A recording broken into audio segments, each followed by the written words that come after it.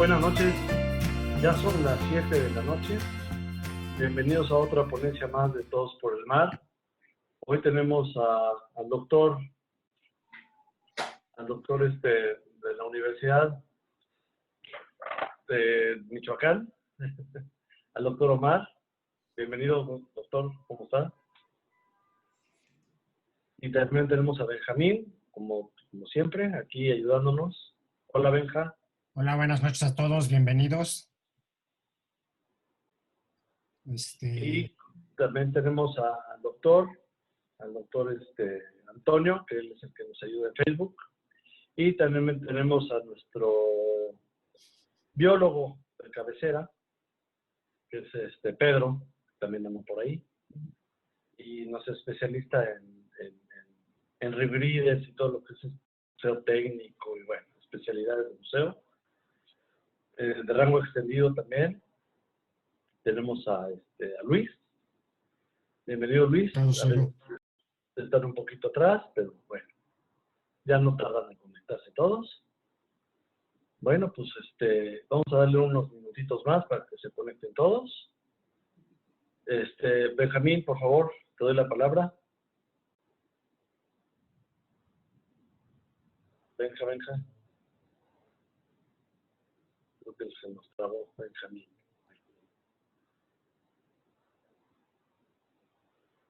A ver si un par de minutitos más, Doc. Si quieres te puedes ir presentando y ahorita que tome ya...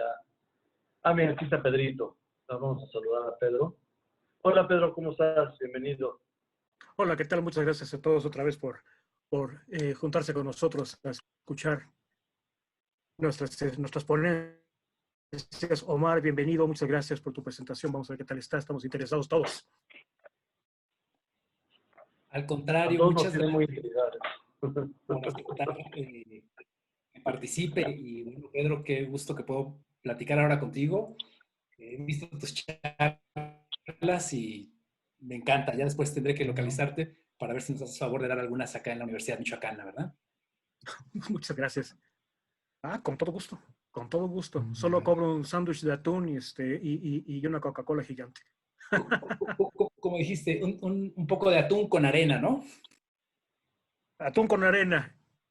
Atún con ceniza de fogata en mi café y arena. Así sí. Exactamente, sí.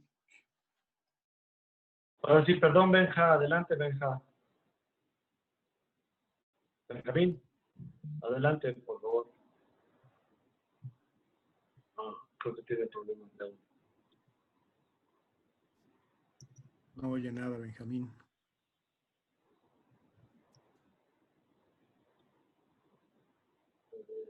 Creo que se va a tratar de volver a conectar. Creo que tiene mala recepción.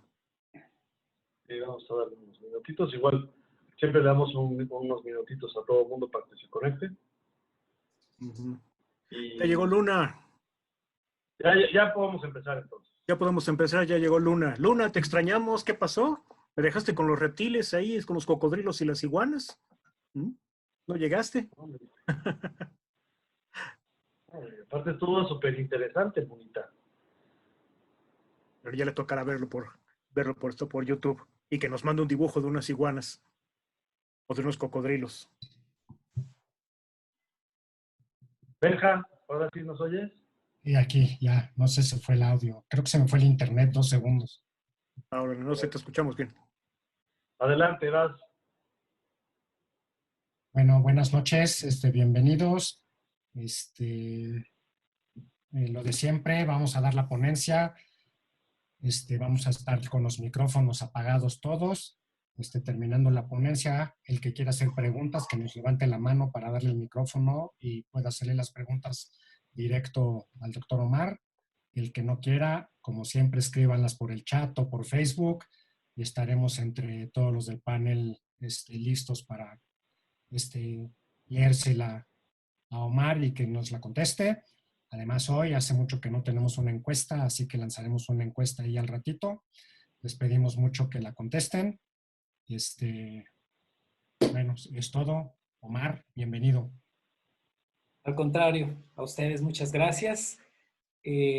Bueno, pues primero que nada, felicitaciones a pues a todos los que se encargan de organizar esta serie de charlas. La verdad es que es un placer. Yo me di cuenta por un exalumno de curso de buceo que me comentó y pues la verdad estoy muy contento de estar aquí, que hayan aceptado mi autoinvitación para participar con ustedes. De lo que les voy a platicar ahora tiene que ver, bueno, Albert me ayudó a escoger el título porque estaba poniendo un título muy, muy complicado. Tiene que ver justo con sexualidad en peces, pero tiene que ver con cosas que nos atañen a todos y ahora verán por qué. Bueno, yo soy biólogo egresado de la Universidad Michoacana y trabajo actualmente como profesor en la Facultad de Biología. Es una universidad pública, es una universidad estatal. Y bueno, pues ahí me dedico a hacer cosas como las que les voy a mostrar. En esto es en lo que se gastan los impuestos de todos ustedes, al menos en la parte que me corresponde a mí. Ok. En realidad, cuando hablamos de buzos, yo creo que esta frase todos la entendemos. Todos los buzos tenemos un biólogo interior, ¿de acuerdo? He visto contadores, arquitectos, cineastas, de todas las profesiones, y cuando entran a bucear, si ves los ojos a través de la máscara, impresionados porque vieron cualquier cosa, es evidente que todos tienen su biólogo interior. Y eso me da mucho gusto porque podemos platicar, pues como si fuéramos biólogos, todos los buzos. Algo que es interesante es los que somos biólogos, todo el tiempo tratamos de buscar a nuestro Darwin interior. Y yo sé que todos tenemos alguna idea de qué es lo importante o por qué nos resulta relevante hablar de Darwin. Y lo interesante de este señor es que de verdad revoluciona en muchos sentidos la biología y la sociedad. Particularmente, a mí el que se me hace la aportación más importante de Carlos Darwin es sin duda lo que está representado en este diagrama. En este diagrama lo que tenemos es una libreta de notas, de las que utilizan todos los biólogos, hasta los más reconocidos, desde los más reconocidos hasta el que va por primera vez al campo, que es una libreta de notas en la cual se apunta todo. Darwin en este diagrama representa la idea más impresionante que plasmó y que si quisiéramos hacer un resumen de lo que es toda la biología estaría en esta figura. Y esta figura lo que representa es varias cosas. Una, que todos derivamos de un ancestro común, todos los seres vivos derivamos de un ancestro común, y a partir de eventos de formación de nuevos linajes es que tenemos toda la diversidad de especies que disfrutamos. Algunos nos los comemos y otros, como buzos, pues los disfrutamos abajo del agua. Esta idea, que tiene más de 150 años, ha tenido múltiples actualizaciones. Lo que les estoy mostrando en este diagrama es un árbol de la vida, la reconstrucción del árbol de la vida, y lo que es interesante de este diagrama es que es pues de los más recientes, de las construcciones en las cuales se incluyen a todos los seres vivos, de las más recientes. Y es una idea de Darwin que seguimos trabajando, y lo que está señalado con este círculo anaranjado, bueno, figura rara, es lo que conocemos como los eucariontes, que son todos los organismos que vemos, o casi todos los vemos sin necesidad de ningún aparato, y todo lo que vemos acá, todo esto es diversidad de organismos que prácticamente no vemos. Entonces, dense cuenta que Darwin llegó a esta idea genial, no por casualidad. Darwin era un científico muy comprometido, y algo que es muy impresionante de Darwin es que era realmente muy crítico. Y el ser tan crítico y plantear de que todos derivamos de un ancestro común, con la implicación que tenía religiosa, pues le generó muchos conflictos. Sin embargo, salió bien librado de todos esos conflictos, incluso algunos amorosos. Hay anécdotas preciosas de Darwin en el conflicto de decir, híjole, pues estoy descubriendo algo que no implica la existencia de un Dios para entender todo lo que observamos, y su mujer era muy religiosa. Entonces hay una serie de intercambios preciosos. Les comento nada más uno. Hay un momento en el cual Darwin escribe una carta a su mujer diciéndole que está muy preocupado porque si es cierto lo que él está descubriendo, es muy posible que no exista el cielo o este lugar a donde se va a ir algunas personas. Y si no existe el cielo, Darwin estaba preocupadísimo porque decía, va a ser terrible que no voy a estar contigo por toda la eternidad. Entonces se dan cuenta que era un conflicto de un romántico, pero de un científico, que la verdad no hay biólogo que no lo admiremos. Esta estructura de pensamiento vamos a tratar de traducirla hacia lo que nos interesa en esta ocasión. Lo que están viendo en este momento es uno de estos contadores en tiempo real de cuántos seres humanos existen en el planeta Tierra, cuántos han nacido este año y cuántos han nacido hoy en día. Pues yo sé que todos tenemos claro que esto es una cantidad impresionante de biomasa, de carne de humano, ¿no? De seres humanos todos, casi 8,000 millones de seres humanos. Lo que es importante es que me gustaría que ahora piensen de todos estos millones de seres humanos, ¿quién es el ser humano que más les quiere? ¿Cuál es el ser humano de estos casi 8 millones de seres humanos que más les ha amado? ¿Cuál es el humano que más los ha querido?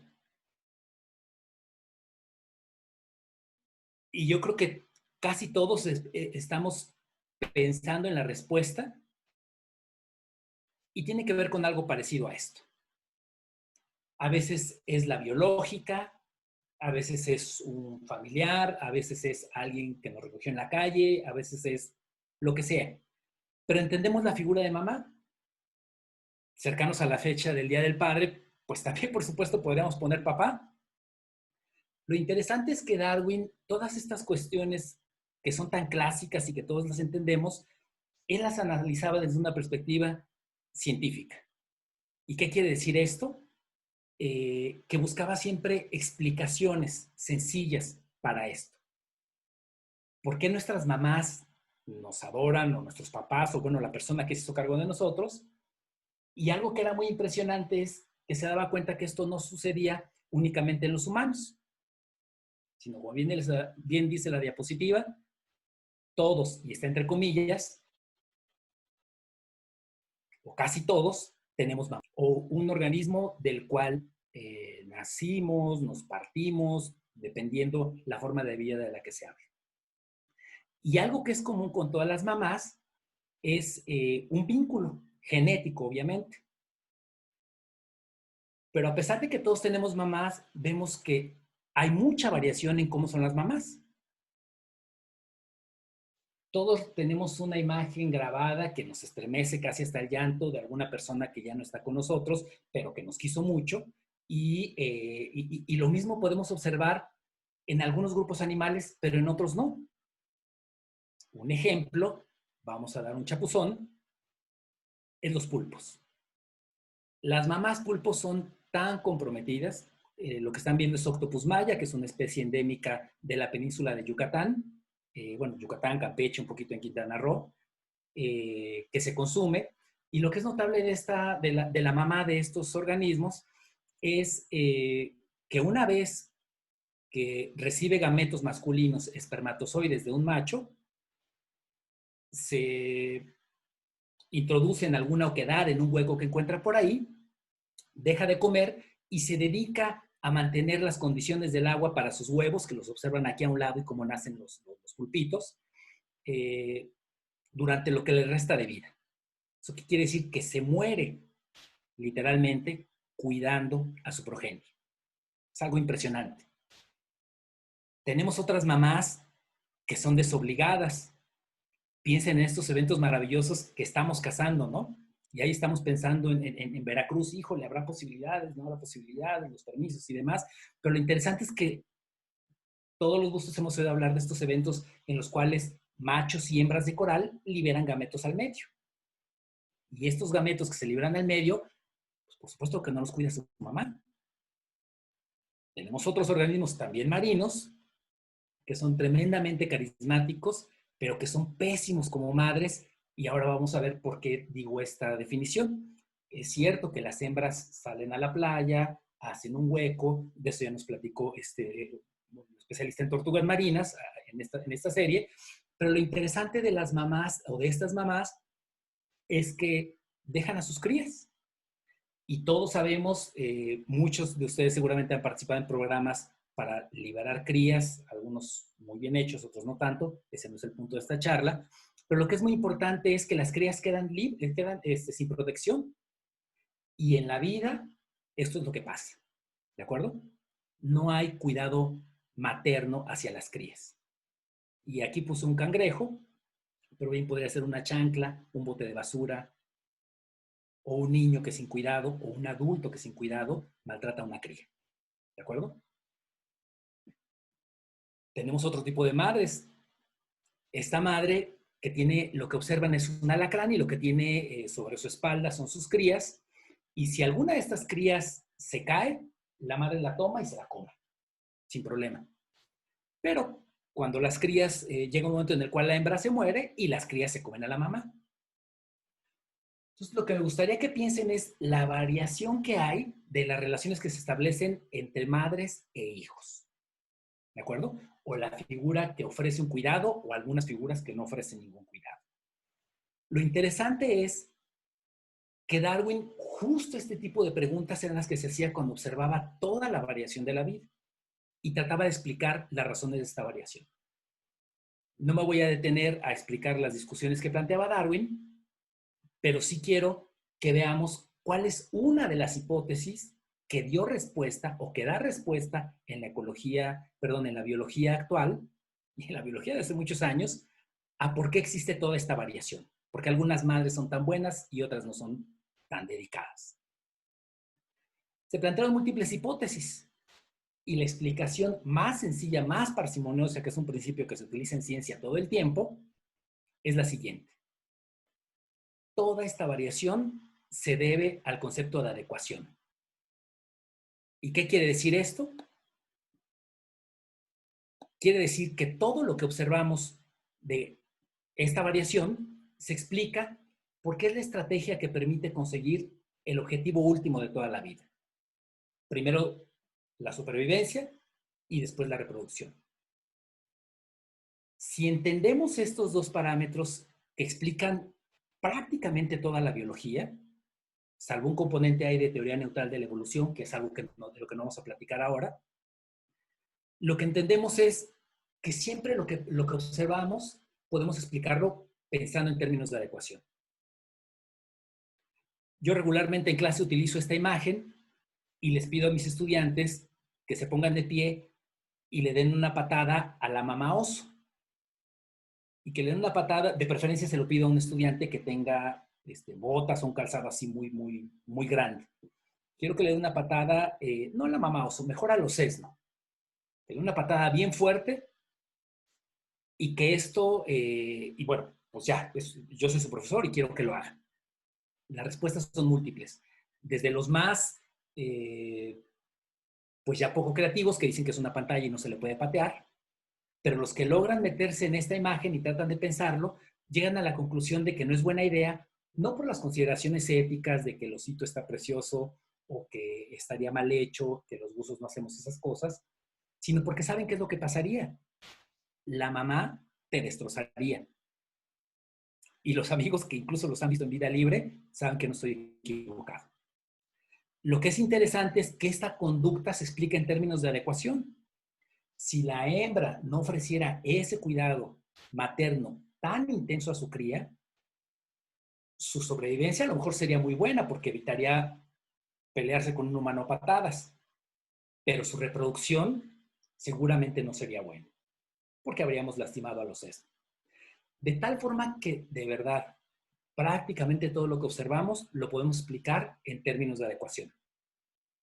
Yo sé que somos muy afines a ver documentales de Discovery y demás, que algunos son preciosos, y se dan cuenta que nos dan historias que no tienen que ver con biología.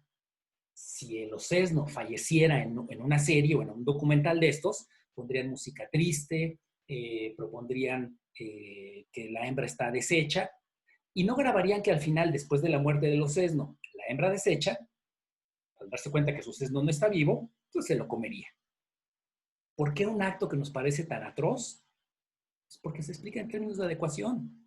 Si la cría está lastimada, ya no tiene manera de salir adelante, dejarla y no comértela sería un desperdicio.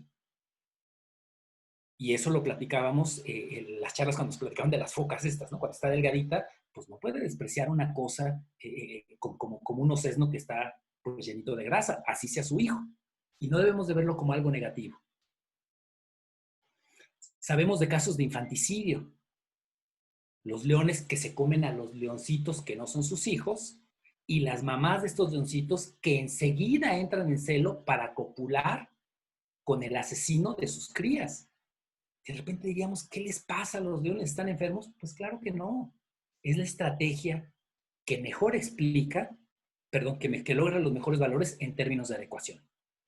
Entonces, quiero que vean cómo la adecuación de verdad funciona para resolver muchas de las cosas que observamos y que como buzos observamos un montón de cosas abajo del agua.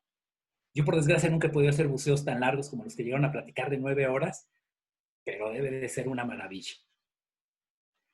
En eso estaba yo, bueno, eso es a lo que yo me estaba reflexionando, cuando un día los biólogos, así como decía un biólogo en una charla anterior, nos encanta comer atún con arena. Yo creo que esta frase reflejó mucho de lo que vimos los biólogos. Pues un día trabajando en un campamento tortuguero, me tocó ver a una tortuga marina que acababa de desovar y la ven que está ingresando a la playa. Pues el momento precioso, el amanecer, uno feliz de estar ahí trabajando. Esto es aquí en la costa michoacana. Y esta hembra, en cuanto entra a la playa, pues te quedas ahí absorto viéndola y descubro que hay un grupo de machos adentro esperándola. Y es un grupo de machos que no son delicados, son unos rufianes. Estos machos lo que hacen es esto. Vean este video, aquí está la hembra y está el grupo de 3 machos tratando de copular con ella. Ella acababa de dejar sus huevos y había un grupo de machos tratando de copular con ella. Entonces de ahí hace muchos años dije, bueno, ¿será que los 3 copulan con ella? ¿Será que todos son papás de los hijos de esa hembra? Pues no lo sabía. Les voy a platicar toda la historia, porque tiene detalles ahí pues de biología, hay de laboratorio y demás. A nosotros lo que nos gusta es estar en el agua, y por desgracia hace mucho que no lo estamos. Pero este es un resultado.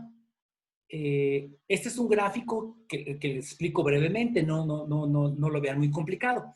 Cada una de estas barras es un nido de una tortuga. Y cada color representa cuántos hijos de esa tortuga eran de qué papá. Por ejemplo, en el nido 212.1, más del 75% de los huevos eran de un papá, pero había la contribución de un segundo papá que está representado con otro color. En el 212.2 había solo un papá,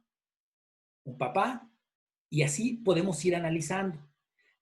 Y si vemos con detalle, nos vamos a dar cuenta que había tortugas que eran monógamas, o algunos eventos de anidación que eran monógamos, pero otros eventos en los cuales las tortugas utilizaban gametos, espermatozoides, de hasta 3 o 4 machos diferentes. Yo estaba en eso y me gustaba mucho trabajar con tortugas. La verdad es que uno es bien mañoso, ¿no? Ustedes saben, buscamos cualquier pretexto para ir al mar, todos los buzos lo saben y lo han hecho, ¿no? Oye, es que mi equipo acaba de llegar y pues, ay, vamos al mar, ¿no? Pues así estamos exactamente igual los biólogos. El asunto es que yo dije, bueno, pues esto debe ser una línea de investigación realmente interesante. Vamos a estudiar lo que conocemos en biología como el sistema de apareamiento, que no es complicado, depende de varias cosas y esto se puede analizar en plantas y en animales. ¿Cómo es el sistema de apareamiento? ¿De qué depende? ¿Cuál es el comportamiento para obtener una pareja? Ustedes piensen en los corales. ¿Cuál es el comportamiento? Arrojar los gametos de manera sincrónica y eso es todo. Piensen en lo que nos platicaban de orcas, por ejemplo, ¿no? En el cual hay un lenguaje en el cual tienen que comunicarse. Seguramente todos ubican cortejos impresionantes que hemos visto en los documentales. Después otra es, ¿cuáles son los vínculos de la pareja? Hay parejas que se reúnen un segundo y eso es todo el vínculo que tienen. ¿Cómo es el cuidado parental? Algunas especies que protegen a sus crías, como el pulpo, hasta la muerte. Y otras, como las tortugas, que las abandonan ahí. Y a mí el tema que más me interesó es con cuántas parejas se aparean los individuos. ¿De acuerdo? ¿Qué quiere decir? Hay monogamia, es decir, un individuo, un macho con una hembra en una temporada reproductiva, y hay poligamia. Y en la poligamia, pues tenemos las dos vertientes más comunes. Una hembra que se aparea con varios machos, o un macho que se aparea con varias hembras, o una combinación de esto. A mí me interesa, o lo que estudio de sexualidad de peces, tiene que ver con esto. ¿Con cuántas parejas se aparean los individuos?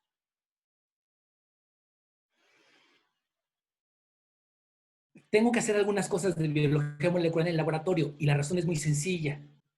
A mí estar en el laboratorio no es lo que más me gusta, pero cuando descubrí lo que se consigue en laboratorio, realmente me maravilló. Vean esta frase. Y es un trabajo de hace muchos años, 1968, con aves. Entonces, la gente estudiaba las aves y cómo era su sistema de apareamiento con binoculares, básicamente. Se veía a la distancia y se decía, bueno, a ver, las hembras se aparean con un macho o con varios. Y se sospechaba esto, se decía, a partir de las observaciones que hacemos con binoculares, detectamos que el 90% de las subfamilias de paseriformes, y es algo que podemos extender, son monógamas. ¿Qué quiere decir? Cuando observábamos, decíamos los biólogos, son monógamas. Llegaron las pruebas de paternidad, las mismas que se hacen en humanos, por supuesto que se hacen en animales. Y el resultado de estas pruebas, cuando se aplicaron a los organismos que se habían analizado con binoculares, la imagen fue totalmente la contraria. En un artículo de revisión de un montón de estudios moleculares, Griffith propone esto. Dice, las aves son raramente sexualmente monógamas.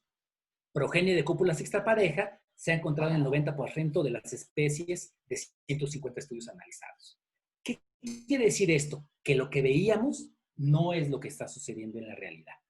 Se dan cuenta que esto a los biólogos les enloqueció y les puso felices porque a los biólogos, a diferencia de otras profesiones, cada que algo se rechaza, se abre una oportunidad preciosísima para investigación. Y en este caso no fue la excepción.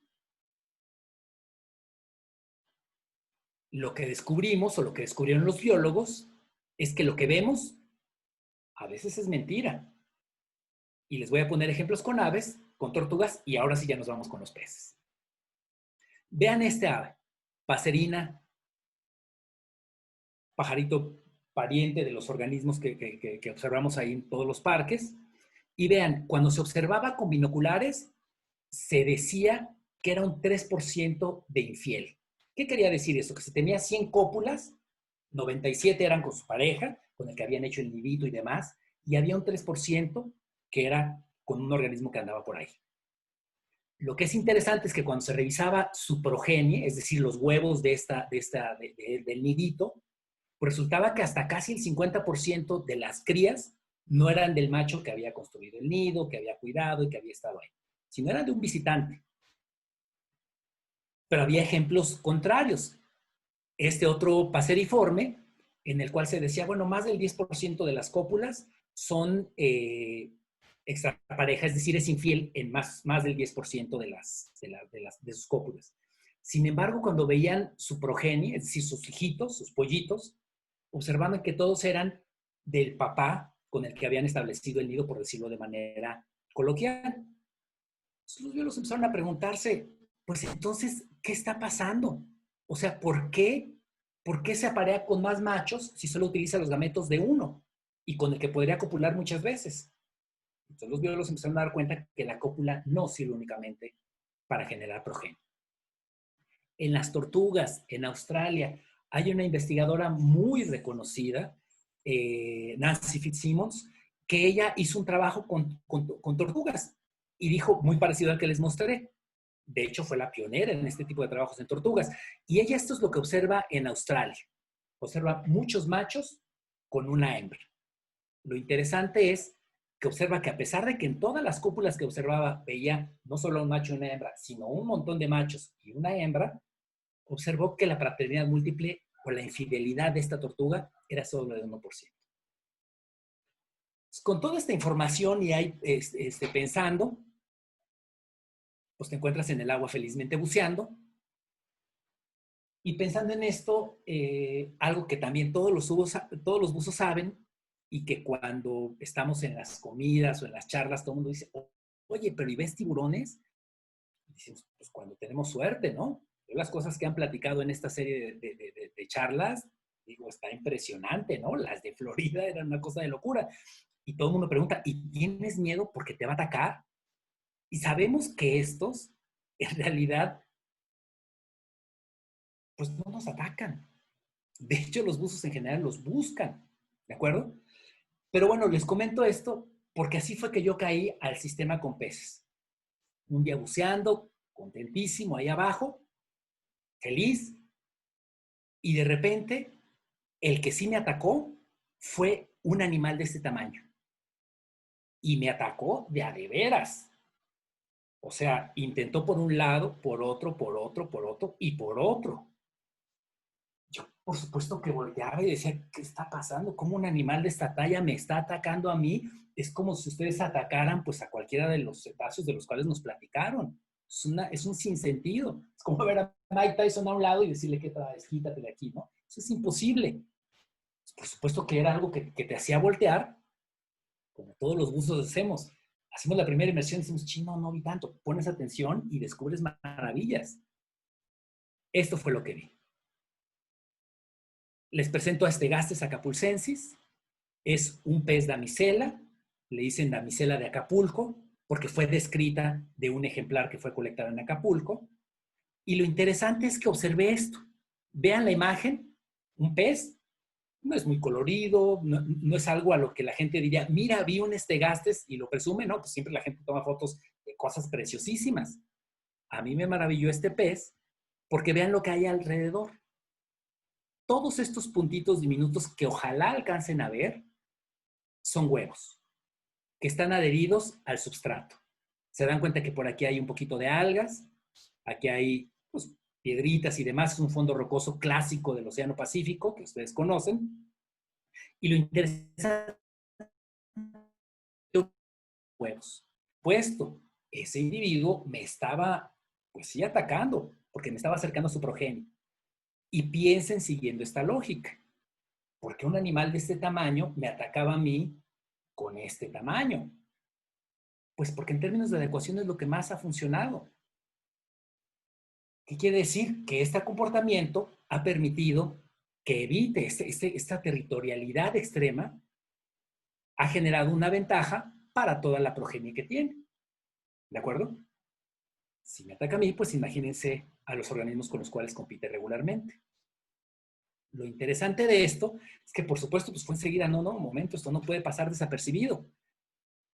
Y esto es, les presento a Stegastes, pues ahora en un video, ahí lo ven, yo sé que no tienen expresiones faciales, pero está molesto, ¿de acuerdo?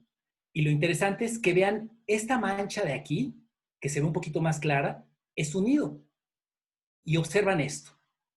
Está el macho custodiando su territorio, se acercan organismos de la misma especie y todo el tiempo está alejándolos. Revisando la literatura, pues lo que se da cuenta uno es que estos organismos lo que están haciendo es eliminando a competencia, tanto de otros machos como de depredadores. Por supuesto dije, híjole, las tortugas van a tener que esperar un poquito. Hago algunas cosas de tortugas, la verdad es que muy marginal y nada, es decir, ya dejé prácticamente las tortugas. Y lo interesante es que estos peces me maravillaron. Volteé a ver a los peces y dije, bueno, a ver, vamos a aprender de reproducción en peces. Los biólogos, en teoría, sabemos de un chorro de cosas, pero en realidad, o bueno, al menos yo, no sabemos casi de nada. Pero afortunadamente sabemos en dónde buscar. Entonces encontré y los peces son una verdadera locura en su sistema reproductivo. Hay organismos dioicos, es decir, que está el macho y la hembra separado, pero hay organismos que son hermafroditas. El mismo individuo puede ser macho y hembra al mismo tiempo, o como platicábamos con Benjamín, algunos organismos que son machos en un tiempo, como los de Nemo, y hembras en otro momento. Se dan cuenta que esto complica la comprensión que tenemos, pues clásica, ¿no? De un macho y una hembra y todo sencillo. Si le sumamos a esto que hay organismos que tienen fecundación interna, es decir, que hay un aparato copulador para meter los gametos adentro del cuerpo de la hembra, o del macho, ahora lo vamos a ver, también hay organismos de fecundación externa. Por observaciones, a partir, pues no de binoculares, porque abajo del agua no utilizamos binoculares, pero sí de los buzos que están ahí atentos con sus tablas de escritura o haciendo videos, con pura conducta, se han encontrado cosas muy interesantes. La próxima vez que vayan a bucear, cuando vean cualquiera de estos peces mariposa, el que sea, se van a dar cuenta de algo muy interesante. Es muy probable que estén en pareja. Y están en pareja y se ha planteado que estas especies son monógamas. Y se dicen esas historias maravillosas de que son monógamas y toda la vida están juntas. La verdad es que no lo sabemos. Porque eso es lo que vemos en conducta. Pero ya vemos que la conducta nos puede jugar bromas pesadas. Yo no conozco todavía trabajos de análisis de paternidad con peces mariposa. Con estos pomacéntridos, o sea, con estos damiselas, la verdad que lo interesante es que esas nos las encontramos por todas partes. Bueno, no está específicamente, pero a cualquier arrecife que vayan en aguas templadas, vamos a encontrar damiselas. A mí me sorprende que hay buzos que dicen, por ejemplo, ¿no? No, yo no voy a ir a bucear pues no sé, piensen en un lugar que los buzos ninguneen. Y la verdad es que les digo, si ponen atención, en todos los lugares hay damiselas y las damiselas son un agasajo para disfrutar cualquier buceo. Y eso estoy diciendo uno. Ustedes saben que hay muchas más razones para disfrutar los buceos.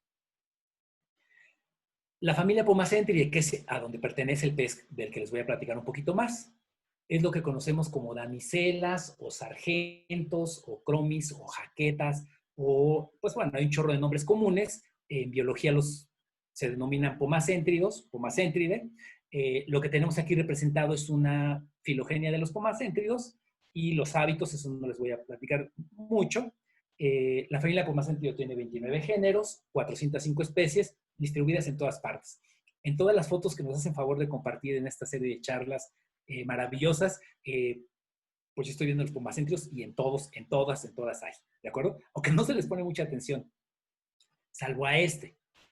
Disney lo sacó a la fama, por supuesto, ¿no? Y es muy interesante. Yo no trabajo con eso, ustedes saben que están en el Indo-Pacífico y yo trabajo más cerca aquí del pueblo.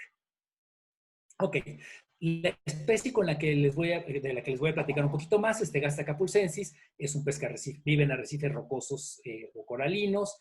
Son organismos herbívoros. Es muy interesante el papel que juegan estos peces para mantener las poblaciones de algas a raya. Y ustedes saben que las algas llegan a ser un problema para el coral. Pues en general los pomacéntridos son importantes, ofrecen ese servicio pues a los arrecifes. Son muy territoriales, o sea, un pez de ese tamaño atacando a un humano, pues está loco, ¿no? Es tremendamente territorial. Las profundidades a las cuales viven, siempre hay más o un poquito menos, pero son ideales para los buzos. Pues entonces imagínense cuánto tiempo pueden estar abajo del agua si están a 16 metros de profundidad. Es una oportunidad padrísima para estar ahí. Los encuentras desde Baja California hasta Perú. Son organismos con fertilización externa. Esto es muy interesante. No tienen dimorfismo sexual. Un macho y una hembra se ven idénticos. Los juveniles son de este color, son coloridos y muy bonitos. Los adultos ya no son tan coloridos, pero a mí me parecen preciosos. Y lo interesante es que el cuidado parental lo ofrece el macho. Ustedes saben que en general las hembras son las que dan el cuidado parental. En este caso, el macho es el que ofrece el cuidado parental. ¿Por qué? Pues siempre, así como decimos los biólogos cuando nos preguntan algo que no sabemos y decimos, pues depende de la especie, ustedes pueden responder sin duda y van a estar seguramente acertados. ¿Por qué no hay cuidado parental por parte de las hembras, solo por los machos? Pues porque es la estrategia que logró conferir mejores valores de adecuación. Para ambos, para el macho, para la hembra y la progenie, por supuesto. Que es muy interesante, que estos machos, por supuesto, se les ha escuchado cortejar. Si ustedes son atentos, yo nunca he usado con un rebreeder, se me ocurre que debe ser una maravilla cuando decían esto del silencio, porque las burbujas, de repente, ustedes lo han visto, vamos buceando y cada que exhalamos, vemos como los peces se espantan un poquito. A estos peces, si son cuidadosos, se les puede escuchar vocalizar. Se oye como una serie de chasquidos. Yo sé que lo voy a hacer muy mal, pero es algo como... Si ustedes escuchan eso, volteen y van a encontrar un nido de un pomacéntrido. Eso es seguro. Son muy territoriales y el cuidado lo están dando los machos. ¿Qué fue lo primero que empezamos a probar? Pues a generar hipótesis y a pensar en términos de ecuación cómo sería. Como en todas las poblaciones, observamos machos grandes y observamos machos pequeños. ¿De acuerdo? Entonces, la primera hipótesis que se ocurrió para probar, ahorita ya vamos en otras cosas, les platicaré nada más así las generalidades, se nos ocurrió que pues los machos grandes, al ser pues más hábiles, más eficientes defensores del territorio, más atractivos para la hembra, como lo suponíamos, pues tendrían este círculo que representa es el nido, un nido más grande, más huevos, es decir, más hijos, lo cual sería una ventaja en términos de la ecuación, y los machos pequeños pues tendrían nidos más pequeños, con menos hijos, y lo interesante, los machos grandes recibirían más hembras, porque son mejores cortejando, y los machos pequeños recibirían menos hembras. ¿Ok? Lo interesante es que, bueno, vamos a someter a escrutinio esta hipótesis. Pues nos fuimos aquí a Jalisco, a estas propiedades preciosísimas, donde no dejan entrar a nadie, pero si tú dices que eres buzo, quién sabe por qué a la gente le caes bien y te dejan entrar, ¿no? Esta gente que tiene terrenos impresionantes. Entonces, bueno, en Jalisco, ahí cerca de Manzanillo, aquí en Michoacán, por supuesto, pues la costa michoacana es como nuestra casa, ¿no? Los biólogos de la Universidad Michoacana trabajamos mucho en la costa michoacana y, por supuesto, en Zihuatanejo, ¿no? Con unos amigos que he usado por muchos años ahí. Y, por supuesto, ahí vamos para trabajar y tratar de responder la pregunta que planteamos en la hipótesis. ¿Cómo hicimos esto? Vas al campo, colectas un pedacito del nido que está custodiando el macho, lo llevas a superficie, haces un acuario ahí, pues sí, como del doctor Chunga, pones los huevos, eclosionan y tienes las larvas. Vean por favor las larvas. 1 milímetro. Son diminutas. Son preciosísimas. Alcanzan a ver sus ojos. Cuando estás bajo el microscopio puedes ver latir su corazón. Esto a cualquier biólogo nos maravilla. Y seguramente a muchos de ustedes que tienen su biologuito interior, pues también les maravilla. ¿Qué es muy importante? Está señalado esto. No es válido y no es legítimo colectar, llevarse una piedrita. A los compañeros que me hacen favor de tomar clase conmigo, les digo, no hay excusa de verdad. La piedrita que te vas a llevar, el pedacito de coral que te vas a llevar, en tu casa va a estar muy bien. ¿Cuántos años vas a vivir? ¿100 años? Excelente. A los 200 años, alguien en tu casa va a decir, ¿y estas cochinadas que son? Y a la basura. No hay que llevarnos nada de los lugares a los que vamos. Y aquí les pongo una excepción. Cuando tenemos un permiso de colecta científico, que debemos de tramitarlo. No podemos estar colectando así nada más. O cuando los ejemplares van a ser utilizados para investigación, me parece que se justifica. ¿Por qué? Porque hay protocolos, ¿de acuerdo? De ética que permiten definir qué especies, qué número, cómo colectar y demás. Pero bueno, no les platico más de eso. Estos huevecitos, estas larvas nos las llevamos al laboratorio para hacer, pues la parte que yo creía que no era divertida, pero que sí lo es. Y nos vamos a hacer, pues yo creo que todos, pues los que sean como de mi edad, pues van a recordar a Panoramix. Ahí estamos en el laboratorio, ¿no? ¿Se acuerdan que hacía la poción mágica y esta historia maravillosa que acaba de morir hace poquito el creador de Asterix y Obelix? Pero bueno, el laboratorio, por desgracia, no es tan maravilloso como el de Panoramix, sino que es un laboratorio más aburrido, pero que consigue datos muy buenos, ¿de acuerdo? Entonces, lo que hicimos es las progenies, llevarlas al laboratorio y hacer análisis de pruebas de paternidad con ADN, utilizando exactamente la misma tecnología que se utiliza para las pruebas de paternidad que se hacen en humanos. ¿Ok? ¿Qué fue lo que obtuvimos del laboratorio? Les muestro Ya les había platicado de las barras, pero les comento para que las puedan interpretar nuevamente. Cada una de estas barras representa un nido que estaba custodiando un macho. En la primera barra observamos que ese macho solo consiguió una hembra. O sea, solo consiguió que una hembra desobara en el nido. El segundo nido, bueno, tiene 2 hembras. Vemos que ahí están distintos porcentajes, ¿de acuerdo? Pero quiero que vean el nido 5. Y aquí encontramos que hay una hembra, 2 hembras, 3 hembras, 4 hembras, 5 hembras, y hay unos huevos, unas larvas que están aquí, o bueno, una franjita de color gris. ¿Por qué es eso? Porque lo que encontramos ahí es que además de que este macho recibió efectivamente a muchas hembras, lo cual es ventajoso en términos de adecuación, también recibió un impostor. Quiere decir que llegó un macho ahí y logró fertilizar algunos de los óvulos que depositó la hembra. Porque esto resulta interesante, quiero que vean esto.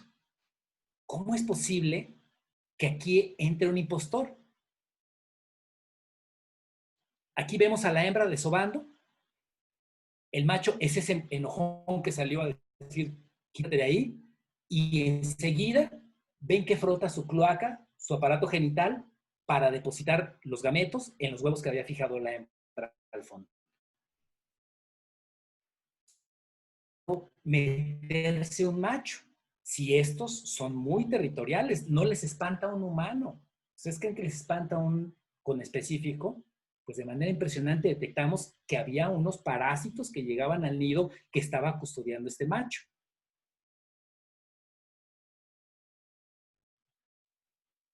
En otra de las localidades, pues las cosas eran aburridas porque los machos conseguían solo una hembra, solo 2 de ellos consiguieron gametos de 2 hembras, pero creo que se preparen para la siguiente imagen. Ya ubican que el color, si es un solo color, pues hay una sola hembra. Si hay 2 colores, dejaron gametos 2 hembras. Y en gris están cuando hay impostores.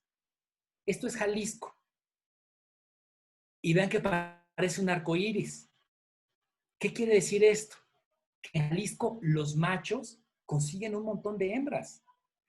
Y también hay algunos machos impostores. De estos machos que no sabemos de qué manera, pero entran al nido y logran fertilizar algunos de los huevos.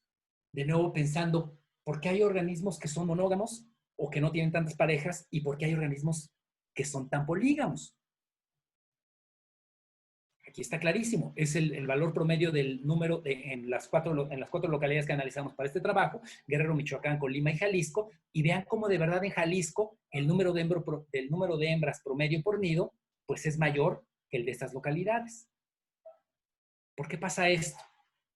Pues empiezas a buscar relacionarlo con muchas cosas. Deterioro ambiental, hay muchos buzos, hay menos buzos, y lo que encontramos te explicaba más o menos bien, el valor de R es muy bajito, pero es significativo, aparentemente con la latitud.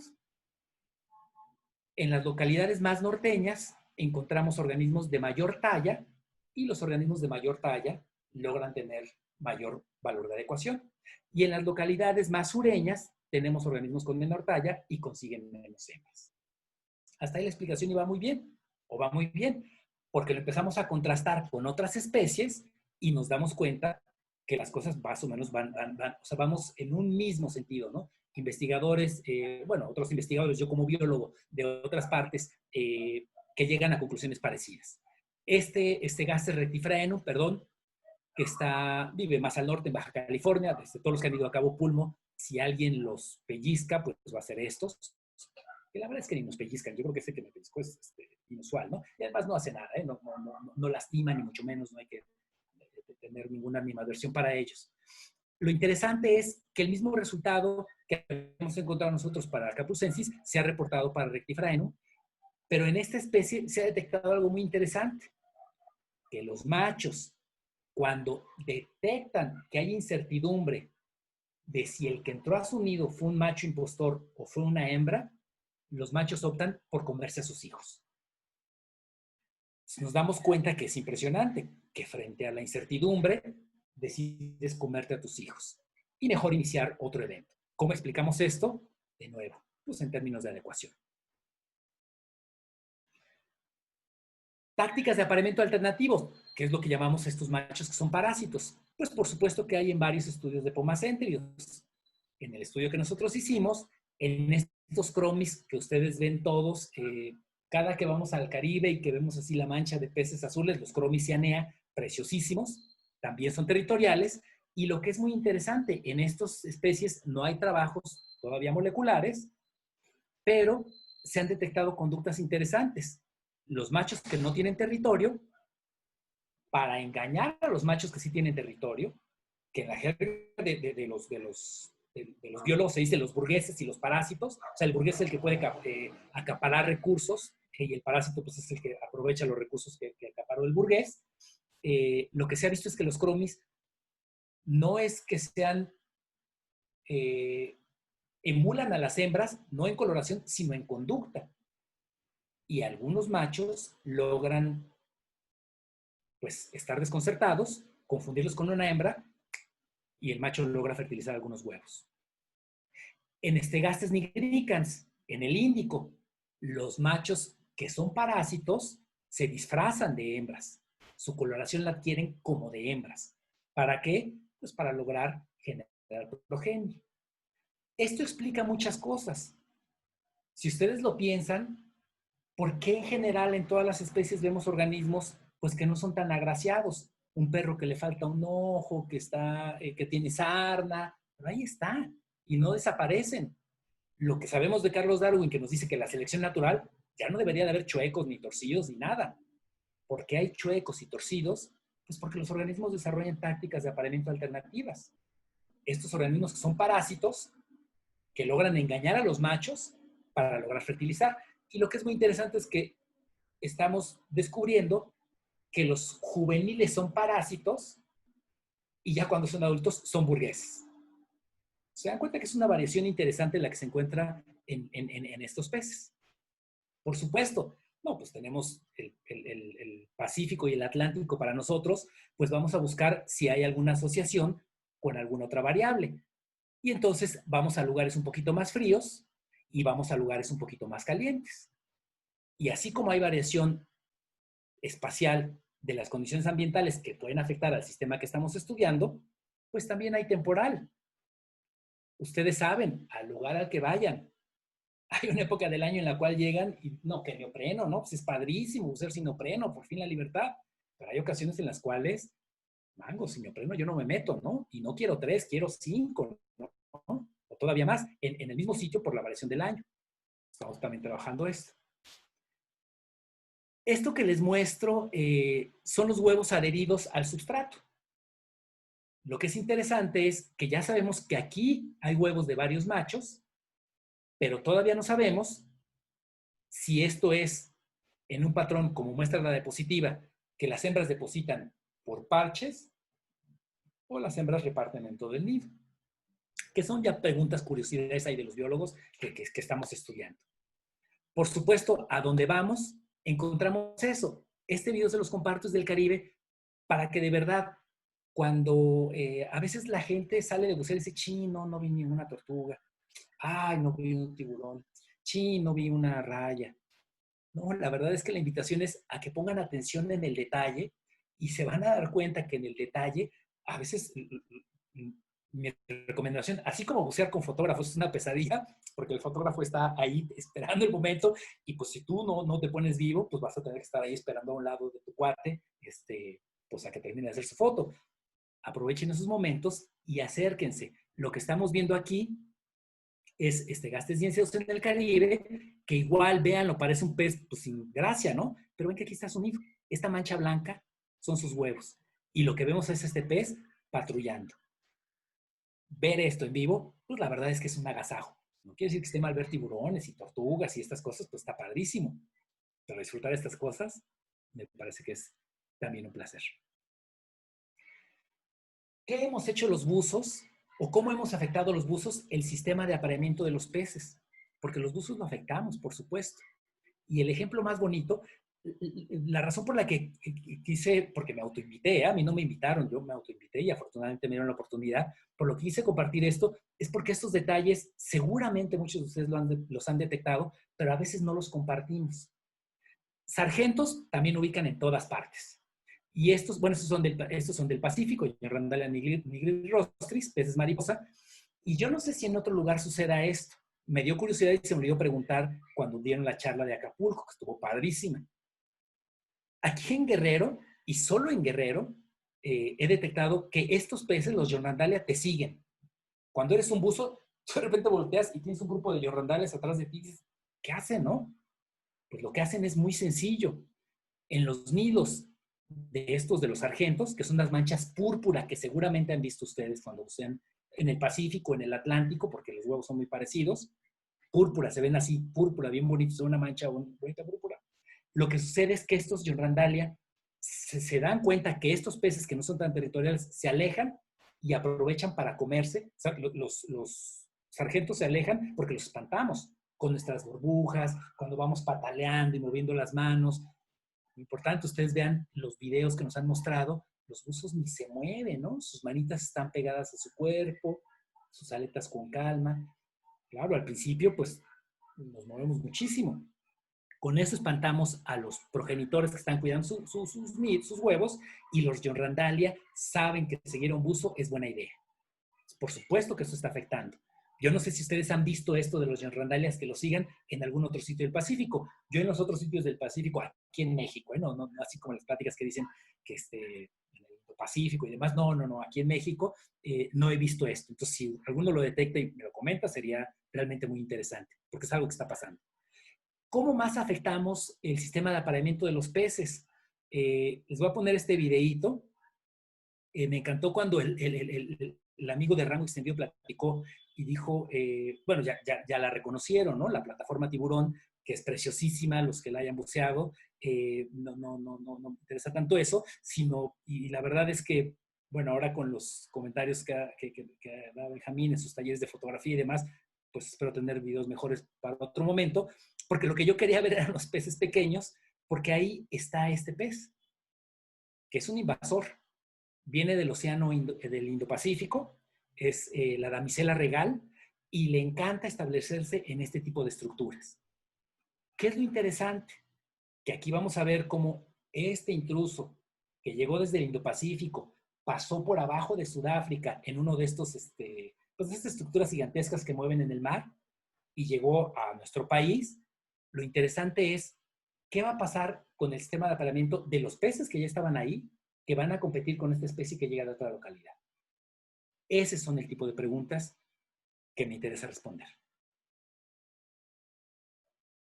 Para terminar, y cosas que nos interesan y que ustedes observando pueden de verdad disfrutar sus buceos si ponen atención a estas cosas. ¿Será que si los machos cuidan a la progenie, invierten mucha energía en cuidar a los huevos, será que los machos seleccionan? Es decir, que vean a una hembra, o sea, que se inviertan los papeles, que vean a una hembra chueca o con una aleta mal y que el macho la elimine, porque si no va a estar cuidando progenie de una hembra chueca y por lo tanto esto no es ventajoso en términos de adecuación, ¿no? Eso sería interesante evaluarlo y estamos buscando la estrategia. Obviamente yo hablo como si yo hubiera hecho el trabajo, la verdad es que este trabajo lo hacen un montón de compañeros que están en el laboratorio, que han pasado por el laboratorio y que están en el laboratorio.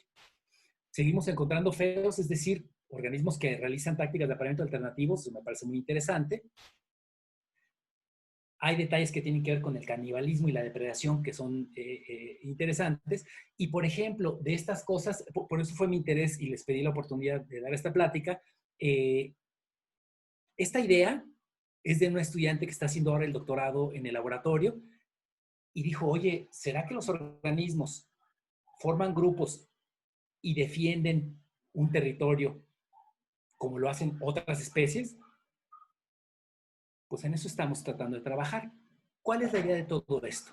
Utilizamos el buceo como una herramienta para responder preguntas simples, para encontrar patrones y procesos que se ajustan a la lógica de lo que estamos tratando de estudiar con la biología. Hay gente, y es legítimo, me parece, que ha llegado a cuestionar, ¿pero para qué trabajamos con peces? ¿Por qué no tratar de resolver problemas que son más importantes? Yo no tengo duda en que hay problemas más importantes. Lo que les comento es, la idea de esto es que no sea siempre la gente que viene de otro país a hacer este tipo de trabajos. sino que son trabajos que hagamos aquí en México, porque están todas las facilidades y no es complicadísimo. Al contrario, es hasta divertido, te llevan a pasear, te llevan a bucear y te pagan.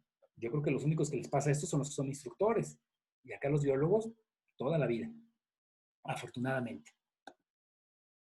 Bueno, pues ya nada más para dar gracias, pues obviamente estas cosas, por eso digo que se hacen con sus impuestos, con lo que ustedes pagaron, ahora que están pagando impuestos por Netflix y por todas las cosas que pagamos, pues parte de sus impuestos terminan en CONACYT y parte de sus impuestos terminan en proyectos como esto. Por supuesto, la coordinación de la investigación científica de la Universidad de Michoacana, que es una universidad estatal. Pero bueno, pues a quien más dar gracias, pues por supuesto es a Darwin, porque esta estrategia de pensamiento que generó hace más de 150 años, pues es la estrategia de pensamiento que nos permite seguir maravillándonos cada que nos metemos, cada que nos ponemos un regulador en la trompa y empezamos a tratar de responder alguna pregunta de lo que observamos ahí abajo. Pues definitivamente, algunos no encontramos a nuestro Darwin interior, pero sí todos los biólogos le damos las gracias a Darwin. Y con esto termino. Están mis datos, como les dije, soy maestro de la Facultad de Biología, está mi correo electrónico, mi teléfono y mi Facebook, y la razón de esto es básicamente porque me encantaría que si ustedes, pues esos son un montón de ojos de buzos y que andan por todo el mundo, si llegan a encontrar alguna cosa interesante, a veces nada más queda como una anécdota, a veces en la bitácora, ya cada vez utilizamos menos las bitácoras en papel y queda olvidado. Algunas de esas cosas que ustedes observan como eventos únicos, seguramente ofrecen una beta para hacer un montón de investigación. Y por eso están mis datos. Por favor, si tienen cualquier duda, comentario o crítica, háganlo llegar a cualquiera de estas vías, a mi correo electrónico, a mi teléfono móvil o al Facebook Museo Universitario Michoacano, que es el que registro yo. Y pues eso es todo. Muchas gracias. Muchas gracias, Omar. Ahorita le vamos a dar, te vamos a empezar a pasar las preguntas. Antes de empezar con las preguntas, les pido a los que no han contestado en Zoom la encuesta, si la pueden contestar, por favor. Y antes de las preguntas, te quiero comentar que en 30 años de buceo, a mí también el único que me ha mordido es una damisela en Acapulco. Estuve 40 minutos ahí tratando de tomar una buena foto y de hecho, al ratito voy a buscar la foto, seguramente voy a ver el nido ahí, ¿sí? Qué padre, qué padre. Fíjate el detalle, qué bonito. En 30 años de buceo no es cualquier cosa y además no en un sitio, en un montón de sitios. Y el que te ha atacado es un pez de este tamaño. De este tamaño, así es. Es precioso, sí. Ok, déjame nomás.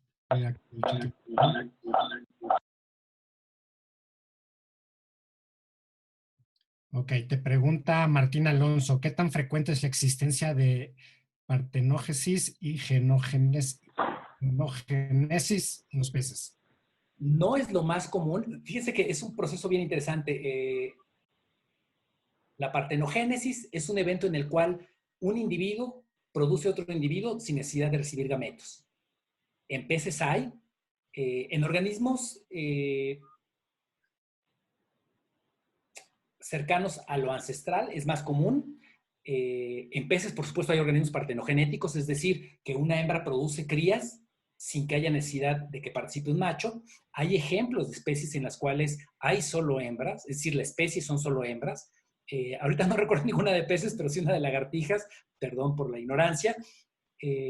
Las lagartijas Nemidóforos unisexualis, por eso se llaman así unisexuales, todas son hembras. Claro que sí son estos eventos, existen.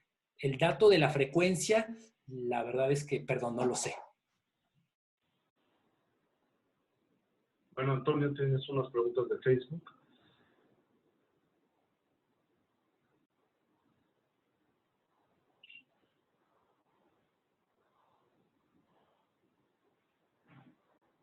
No se te oye. Espérate, está en mute. Hola, Hola, Antonio. buenas noches.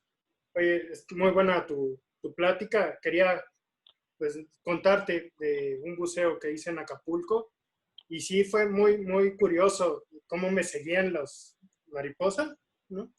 Pero, o sea, me paraba a tomar fotografía y se paraban y empezaban a comer, empezaba a avanzar y van, o sea, fue una experiencia muy, muy padre. Y curiosamente, mientras tomaba una fotografía de un damisela que se puso súper agresivo y mordía y atacaba la cámara, ¿no? Fue algo muy, muy, muy padre eso. Y una pregunta de Facebook, de Pau, ¿cómo es que las tortugas pueden quedar embarazadas de varios machos a la vez y cómo hacen las pruebas para saber si se han apareado con uno o más? La pregunta es muy bonita. En realidad lo que hacemos es, las tortugas llegan a la playa, desovan, y aquí en la costa michoacana particularmente hay una comunidad que es ejemplar, es una comunidad náhuatl, que hace labores de conservación y llevan más de 30 años haciendo labores de conservación. A veces hay apoyo, a veces no hay apoyo, y estos cuates están ahí toda la vida. Ellos lo que hacen es, para evitar que la gente saque los huevos, los llevan a un vivero. Y en este vivero nos permiten a los biólogos esperar a que eclosionen las crías. Cuando salen las crías de las tortuguitas, tomamos una muestra de sangre, sin necesidad de sacrificar, por supuesto, y siempre con permisos de colecta, expedidos por la Dirección General de Vida Silvestre, como debe de ser. Colectamos la muestra y nos venimos al laboratorio. Bueno, y también de la hembra que desobó. Entonces, tenemos la sangre de la mamá y la sangre de las crías. Y en las crías lo que hacemos es buscar las características genéticas de la mamá, que por supuesto van a estar, los alelos maternos, y buscamos cuántas características, cuántos alelos paternos hay en esa progenie, en ese nido. Y a partir de un cálculo muy sencillo, es genética mendeliana muy básica, determinamos cuántos machos contribuyeron con gametos, con espermatozoides para esa progenie. Tiene que ver con cosas moleculares, pero la explicación sencilla es esa. Y lo que es muy interesante es que no lo observamos.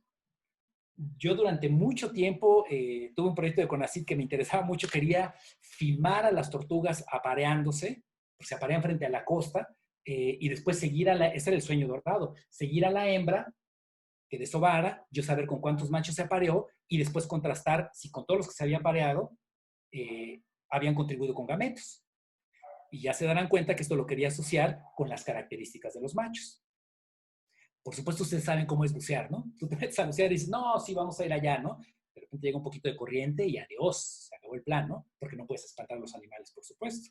Cómo te acercas y demás, ¿no? Y después, pues sí, sin un entrenamiento formal para filmar y demás, fue muy complicado. Pero la respuesta sencilla, perdón, sería esa, a partir del análisis genético. Son pruebas de paternidad moleculares. Vamos a darle el micrófono a Luna, que está pidiendo el micrófono para que ella te pregunte directo.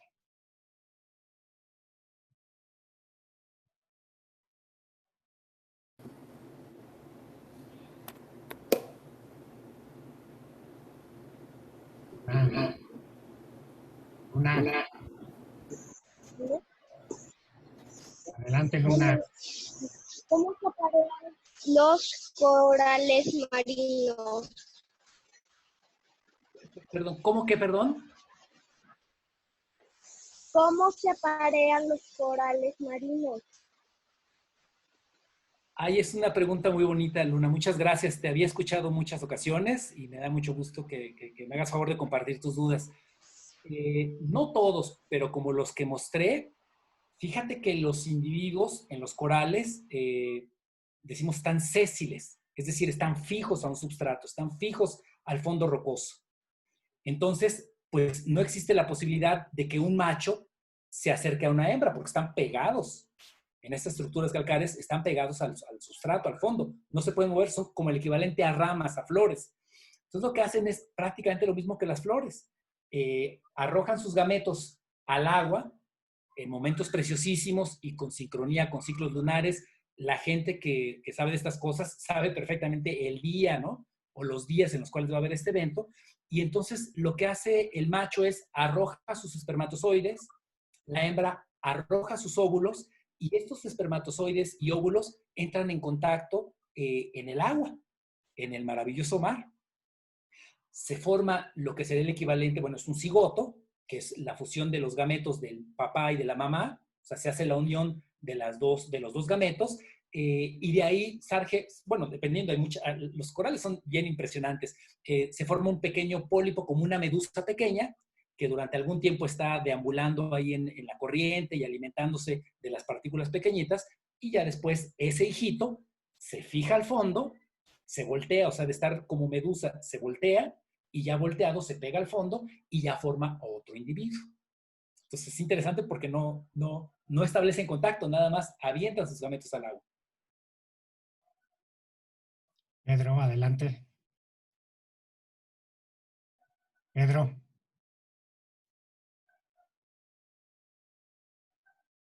Sale, gracias. Omar, ¿me escuchas? Sí, sí, cómo no. Perfecto. Omar, muchas felicidades. Muy buena tu ponencia, muy clara. Y se nota lo que es no solamente es la pasión de lo que haces, sino que además se conoce, que sí conoces tu tema. Yo te tengo una pregunta, diagonal comentario.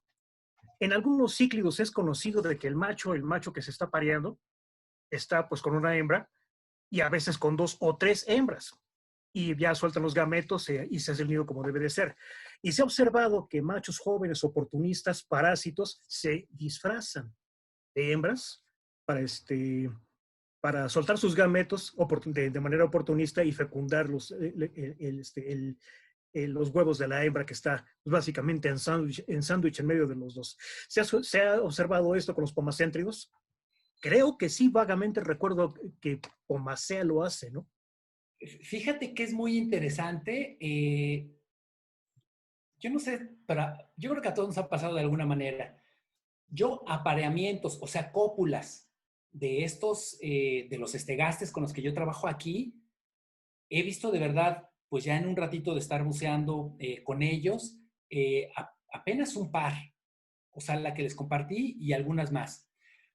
No así en los sargentos. Los sargentos, eso sí, los ves aparearse cada ratito, y otros pomacéntridos, por ejemplo, en el Caribe.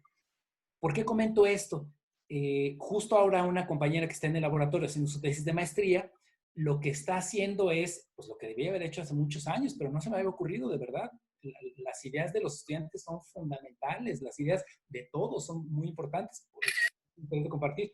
Lo que estamos haciendo es, como no podemos estar tantísimo tiempo ahí abajo y además les estorbamos por esto de que no tenemos rebreather, pues estamos poniendo camaritas de estas GoPro que son pues ya ya no son tan caras. Antes era carísimo, ¿no? Hacer fotografía, o bueno, al nivel que lo hacen tal vez muchos de ustedes, pues sí sigue siendo carísimo. Al nivel de nosotros, que es así como de petate, pues ponemos camaritas GoPro y lo que estamos intentando hacer es un análisis sistemático de la conducta de estos organismos. Nosotros llegamos a pensar que el apareamiento fuera en el crepúsculo o el amanecer o incluso en la noche. Entonces buscamos sitios de buceo a los cuales podemos entrar fácilmente en la noche y buscamos a los peces ahí para ver si están apareándose, y la verdad es que no hemos logrado o sea, no hemos logrado documentarlo, ¿no? En los videos que justo está analizando este estudiante Raquel, pues nos va a platicar seguramente de estas cosas que tú me comentas, que pues son maravillosas. Bueno, me parece muy interesante, ¿sí? Muchas gracias, Pedro. Sí.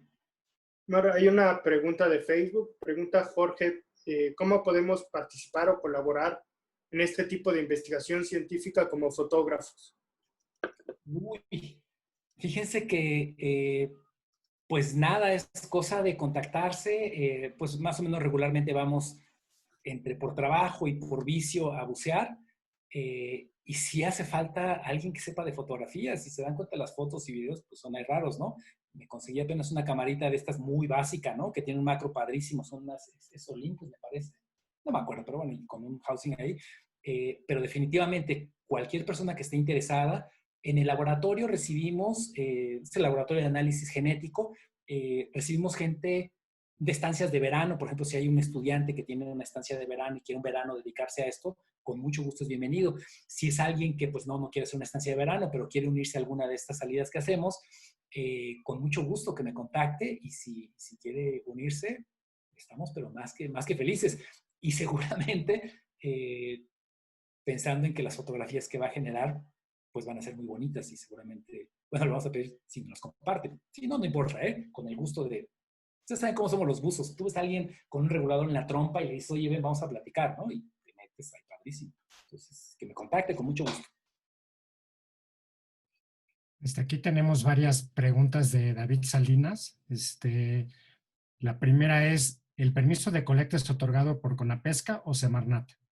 Eso es bien interesante. Fíjense que conseguir un permiso de colecta de Conapesca es casi imposible. Haces la solicitud y demora mucho tiempo. ¿Cómo colectamos nosotros, profesores de la Universidad Michoacana? Yo pertenezco al Laboratorio de Biología Acuática y tenemos registrada la colección de biología acuática, CPUM, colección de peces de la Universidad Michoacana, que tiene registro en Conavio, en todas las fuentes, y está el permiso para colectar organismos que van a ser introducidos a la colección. Básicamente esa sería la respuesta. Con tortugas es más fácil, es irónico, pero con tortugas es más fácil conseguir un permiso de colecta. Lo maneja la Dirección General de Vida Silvestre y bueno, pues ahí hay una serie de trámites, ¿no? Ok, tiene otra pregunta, David, también. Creo que fue cuando pusiste una de las gráficas de más de un macho en un nido. Sí. Pregunta que si no será por el tamaño del nido. Al ser muy grande, no tiene la capacidad de custodiarlo completamente. Híjole, David, pues, o sea, justo das en el clavo. Lo que estamos haciendo ahora es medir el éxito de apareamiento, que es cuántas parejas consigues, con el éxito reproductivo, que es el tamaño del nido, y estamos buscando tamaños de muestras suficientes para poder hacer esta asociación que tú haces, que es natural, ¿no? Me parece, es decir, que los machos más grandes tengan nidos más grandes. Es más difícil cuidar un nido de este tamaño que cuidar un nido de este tamaño, por supuesto. Te voy a comentar algo que estamos analizando. Consideramos que hay ocasiones en las cuales la arquitectura del nido puede ser determinante. Hay nidos que están más expuestos y que puedan entrar pues, los impostores, y hay nidos que están en oquedades que sean más fáciles de custodiar. Entonces, justo lo que dices, o sea, la respuesta es, por desgracia no tengo evidencia para decirte sí y aquí está la relación, pero sí es algo que estamos explorando. Ok, Valeria te pregunta si ya está controlada la plaga de peces león que depredan a las damiselas. Pues yo no sé, seguramente ustedes van a tener más experiencia. Yo hace algunos años iba más a Espujá, que fue donde la primera vez que vi un pez león. Pues estoy hablando que del 2013, tal vez, 2012, y había un montón. Y hubo trabajos de investigación del Laboratorio de Biología Acuática, no hice yo, que hicieron colegas ahí de la universidad, y cada que entraban a colectar, porque era un colectadero, porque era para contenido estomacal, obviamente, pues sacaban un montón. Y las veces en los años posteriores empezó a disminuir. De hecho, bromeábamos y decíamos, híjole, vamos a tener que hacer un programa de conservación para el pez león porque ya se va a acabar el modelo, ¿no? Es totalmente una broma y de muy mal gusto. El pez león es un invasor y querríamos eliminarlo. En mi experiencia, o lo que yo observo, aunque no tengo datos cuantitativos, es que hay menos peces león que los que había en el 2012-2013. Aunque, por ejemplo, en la plataforma preciosísima de lobos, ahí en Tamiagua, pues antes no había y después llegaron. Entonces me parece que es algo que está variando. En mi percepción, pero no tengo datos finos, me parece que hay menos que los que había en el 2012, por lo menos 2013. Antonio. Pregunta la bióloga Damaris, ¿qué playas públicas en México me recomiendas para observar gran diversidad de peces?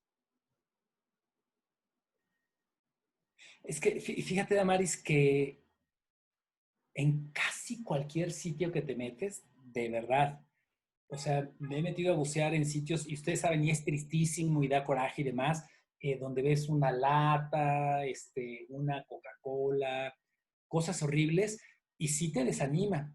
Pero si pones atención, te vas a encontrar con maravillas en todas partes.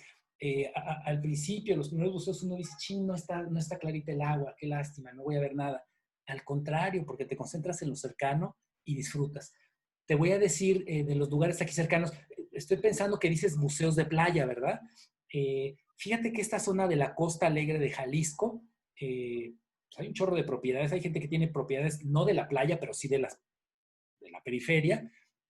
Ahí he encontrado lugares realmente muy bonitos para bucear, haciendo buceos de playa.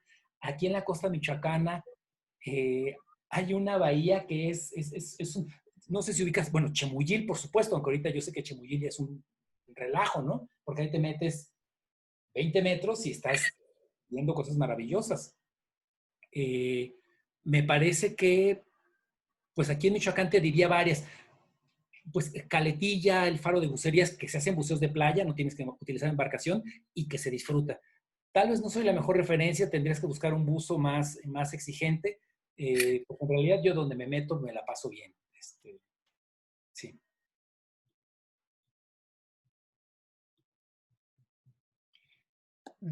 Antonio, ¿tienes más preguntas? Sí. Pregunta Natanel. ¿Hay estudios de laboratorio sobre la monogamia de los caballitos de mar o solo se sabe por observación? No, fíjate, iba a hablar de los signátidos, que es a la familia a la que pertenecen los caballitos de mar y estos peces pipa, o bueno, vean que los nombres los comunes son un relajo, ¿no? No, con caballitos de mar hay un montón de investigación, porque como bien, me imagino que en esta dirección vas, los machos son los que dan el cuidado paterno, ¿de acuerdo? Se ha estudiado en muchas especies, en muchas localidades. Hay un investigador, me parece que trabaja en Texas A&M, Andrew de Woody, que tiene un montón de investigación. ¿Y qué es lo que se ha encontrado en estos casos? Estas relaciones que justo ya estábamos ventilando, que organismos más grandes reciben gametos de más hembras. Incluso se ha detectado que dependiendo la temperatura se da este comportamiento, porque, a ver, trato de explicártelo a ver si lo logro. Cuando los machos o sea, pueden recibir gametos durante un periodo corto, cuando la temperatura del agua es alta, perdón. Pero cuando es baja, dado que el desarrollo es más lento, reciben por un periodo más largo. Entonces se ha descubierto que en temporadas cálidas los machos reciben huevos de menos hembras, porque son menos tiempo receptivos, y en temporadas frías, en momentos fríos, reciben más hembras.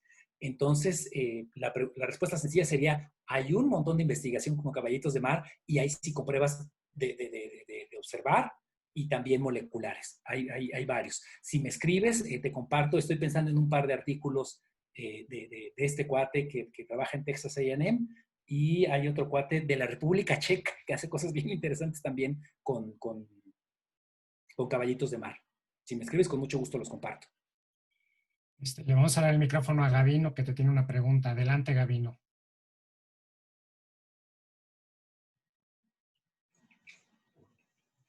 Gabino. Ya se me desapareció acá. Creo que estaba por teléfono. Bueno, si regresa Gabino, le damos la palabra. Aquí hay otras preguntas, que si es cuestionable que los machos seleccionen, entonces, ¿por qué la mayoría son tan atractivos? ¿Por qué la mayoría son tan atractivos? Bueno, hay de todo, ¿eh? Si pones atención en los detalles, tú alcanzas a distinguir, estoy hablando de Stegastes acapulcensis, pero en casi todos, ustedes observen casi cualquier grupo de peces y si ponen atención se van a dar cuenta que hay uno que está chueco. Es decir, uno que tiene o una mancha, o tiene la aleta mal, o el cráneo tiene alguna modificación. Entonces, la verdad es que hay pues, muchos atractivos que son en general los que son los que llamamos burgueses, pero también hay parásitos. Entonces, el asunto es, si eres un burgués que tienes un territorio que te costó trabajo defender, que lo defiendes hasta de los buzos que llegan ahí a importunarte, y llega una hembra que está, pues, o asimétrica, ¿no? Que es una característica que analizamos regularmente los biólogos, pues tal vez no es buena idea destinar 8 días de cuidado parental día y noche para esos huevos.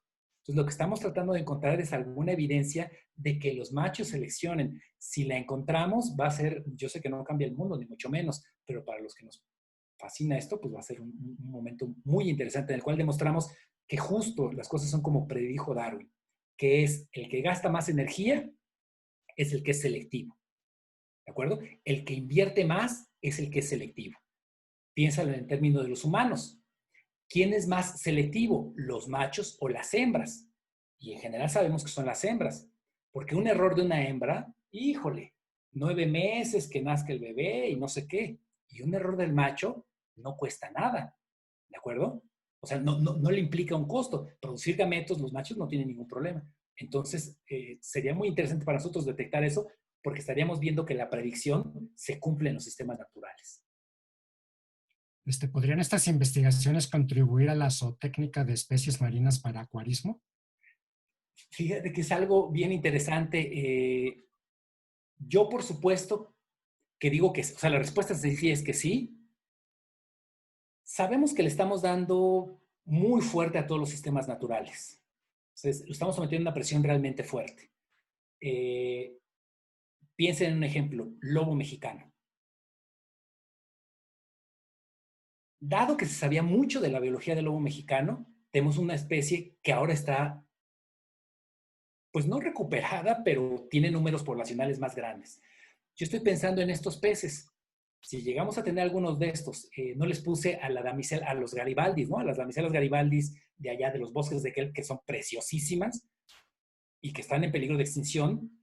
Si nosotros, imaginen que ponemos, los colectamos y ya, porque se va a acabar el mar, ¿no? Y la verdad es que por desgracia eso es lo que estamos haciendo, ¿no? O sea, ya vamos, imagina que queremos poner estanques donde queremos tener garibaldis, pues para mantenerlos en cautiverio, como muchas especies, como bien platicaba Pedro Arana, ¿no? Especies que están extintas en sistemas naturales, pero están en cautiverio. Si no tenemos acceso a esta información de con cuántas hembras debe de aparearse un macho, lo que estaríamos sería generando un sistema de apareamiento. Si pusiéramos un macho y una hembra nada más, y no fuera así en sistema natural, seguramente no lograremos viabilidad a largo plazo. En términos de biología evolutiva, se dice que no tendríamos los valores de diversidad genética que garantizan la plasticidad evolutiva de la especie. Entonces, mi respuesta es que sí. No es curioso que hay mucha investigación justo sobre los nemos, pues, del grupo de los Amphiprion, porque son especies muy carismáticas que se producen en cautiverio, y estas cosas del sistema de apareamiento son fundamentales para tener poblaciones en cautiverio a largo plazo. Uh-huh.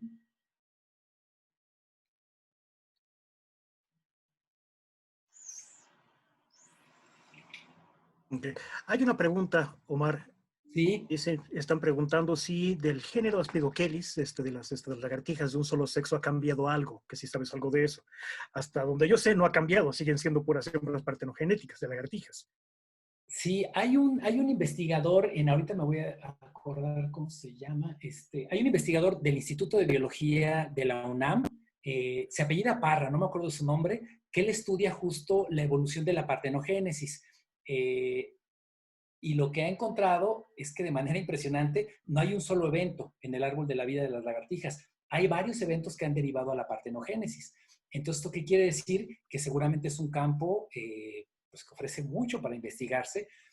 Y piensa en lo interesantísimo de una especie que solo hay hembras, ¿no? Y que esto no sea un evento único, es decir, que no sea una excepción, sino que sea algo que se ha presentado en varios linajes.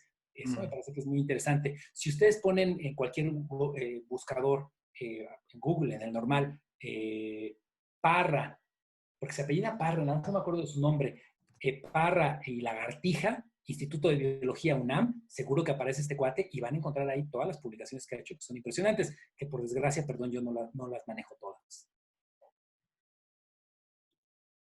Aquí hay un comentario más que pregunta que me gustaría leerlo porque creo que es para todos nosotros, los ponentes pasados, el ponente actual y los futuros ponentes y el panel de Todos por el Mar. Nos ponen un comentario aquí, bravo otra vez por algo que nos aporta tanta sabiduría y nos llegan a todos una enseñanza, especialmente los que no tenemos la fortuna de bucear. No, pues, ¿qué le digo a la persona que nos hizo favor de compartir ese comentario? No pierdas tiempo. El día que, pues eso es lo precioso, todos los que son instructores o los que somos instructores, sabemos que la maravilla que implica de ver a un estudiante en su primer buceo que está un poquito nervioso o muy nervioso, que de repente a lo mejor hasta se vomitó y estas cosas, pero si logran sobreponerse a eso, es precioso saber la transformación de sus ojos, de tal vez un poco abiertos, un poco alerta, a una sonrisa que se dibuja. O sea, tú ves el regulador y dices, este cuate se está riendo, está feliz. Entonces, a esta persona que hizo favor de compartir ese comentario, no lo esperes, no esperes más. Inicia tu curso ya y lo vas a disfrutar. Híjole, pues como todo este grupo de gente que estamos aquí reunidos, que amamos bucear. Otra pregunta, ¿las hembras tienen alguna preferencia por ciertas superficies o quién es el que selecciona el territorio donde se van a ovopositar? Sí, está bien interesante. Fíjate que la respuesta sencilla es, el macho selecciona y es como, pues como en todas las especies, busca un lugar que sea adecuado. ¿En qué sentido es esto? Particularmente la especie de las que yo les hablé más, de Gasta capulcensis, busca que haya algas, porque ese alimento es lo que comen. Entonces, como, bueno, mira, ve, tengo el refrigerador lleno de todas las cosas que a ti te encantan, tengo un nido que está bien protegido, entonces puedes acercarte. Que es muy interesante, que esto puede generar variación, que haya nidos malos y nidos buenos. Hay un cuate italiano que publicó un trabajo el año pasado, en el cual lo que hizo es, en un experimento igual, con permisos de colecta y con mucho cuidado, para no contaminar, metió unas macetas, el equivalente a unas macetas de barro, para tener territorios artificiales replicados, o sea, que todos fueran idénticos, y ver si la variación era por el territorio o por la calidad del macho. Lo que es impresionante es que los machos, en cuanto detectaron estas macetas abajo del agua, se volvieron locos y se peleaban por esos territorios. Entonces, el macho lo seleccionó, la hembra llega y ve, se da cuenta, hay lo que se llama huevos de prueba. Hay hembras que llegan, depositan un manchón pequeñito de huevos y al día siguiente regresan. Si está el manchón de huevos, señal de que el macho es buen custodio. Si ya no están los huevos, quiere decir que el macho es bastante inútil y no vale la pena arriesgarse. Entonces, sí, los machos seleccionan, pero la hembra también ve en dónde deja sus gametos. Pregunta a Sonia en Facebook si la colección que tienes de peces solo es de peces juveniles y adultos o también tienen huevos y larvas de peces. Ay, qué bonita pregunta. Fíjense que yo no soy el encargado de la colección, el encargado es un ictiólogo. Ay, a mí, bueno, a veces me encanta, a veces no me gusta platicar con él, porque le preguntas cualquier cosa, ¿de qué color son las damiselas? Y tú esperas una respuesta con una sola palabra. Y te platica 3 horas del color de todas las damiselas de todo el mundo y de todas las especies. Es el maestro Javier Madrigal, él es el encargado. Sé que tienen algunos ejemplares de huevos y larvas, pero no es definitivamente un laboratorio especializado en esto. Hay gente que se dedica específicamente a trabajar con larvas. Si ustedes preguntan qué estudian los biólogos, se van a encontrar las cosas más extrañas. O sea, un biólogo que se maravilla porque mete una red de zooplancton y saca un montón de larvas e identifica las especies y se da cuenta cuando llega un invasor, por ejemplo, ¿no? El laboratorio de la colección de peces de la Universidad Michoacana no está especializada en esto, pero sí tenemos ejemplares de algunos individuos. Aquí hay una pregunta. ¿En aves se ha visto este tipo de parasitación incluso entre diferentes especies? ¿Ha llegado a suceder en peces? Sí, de hecho, el término así de cuckoldry o cuckoldry, o ya ven cómo es esto de la pronunciación, se reportó primero en aves. Y yo creo que todos hemos visto el documental ese, bueno, pues hay un montón de especies, que está un pájaro, una especie que llega y deja su huevo, que es un huevo gigantesco en el nido de otro pájaro, que sus huevos son pequeñitos, y cómo los papás dueños de ese nido desprecian a su progenie y se quedan con el huevo del individuo que es más grande. Y se ven, hay fotos preciosísimas de un pollo, de un juvenil del ave, que es casi 2 veces más grande que el macho, perdón, que el papá, y el papá sigue dándole de comer, ¿no? Entonces, el Google Drive se describió justo en aves, es algo muy bonito. Y cuando se empezó a voltear, pues resulta que estaba en un chorro de especies. Albert.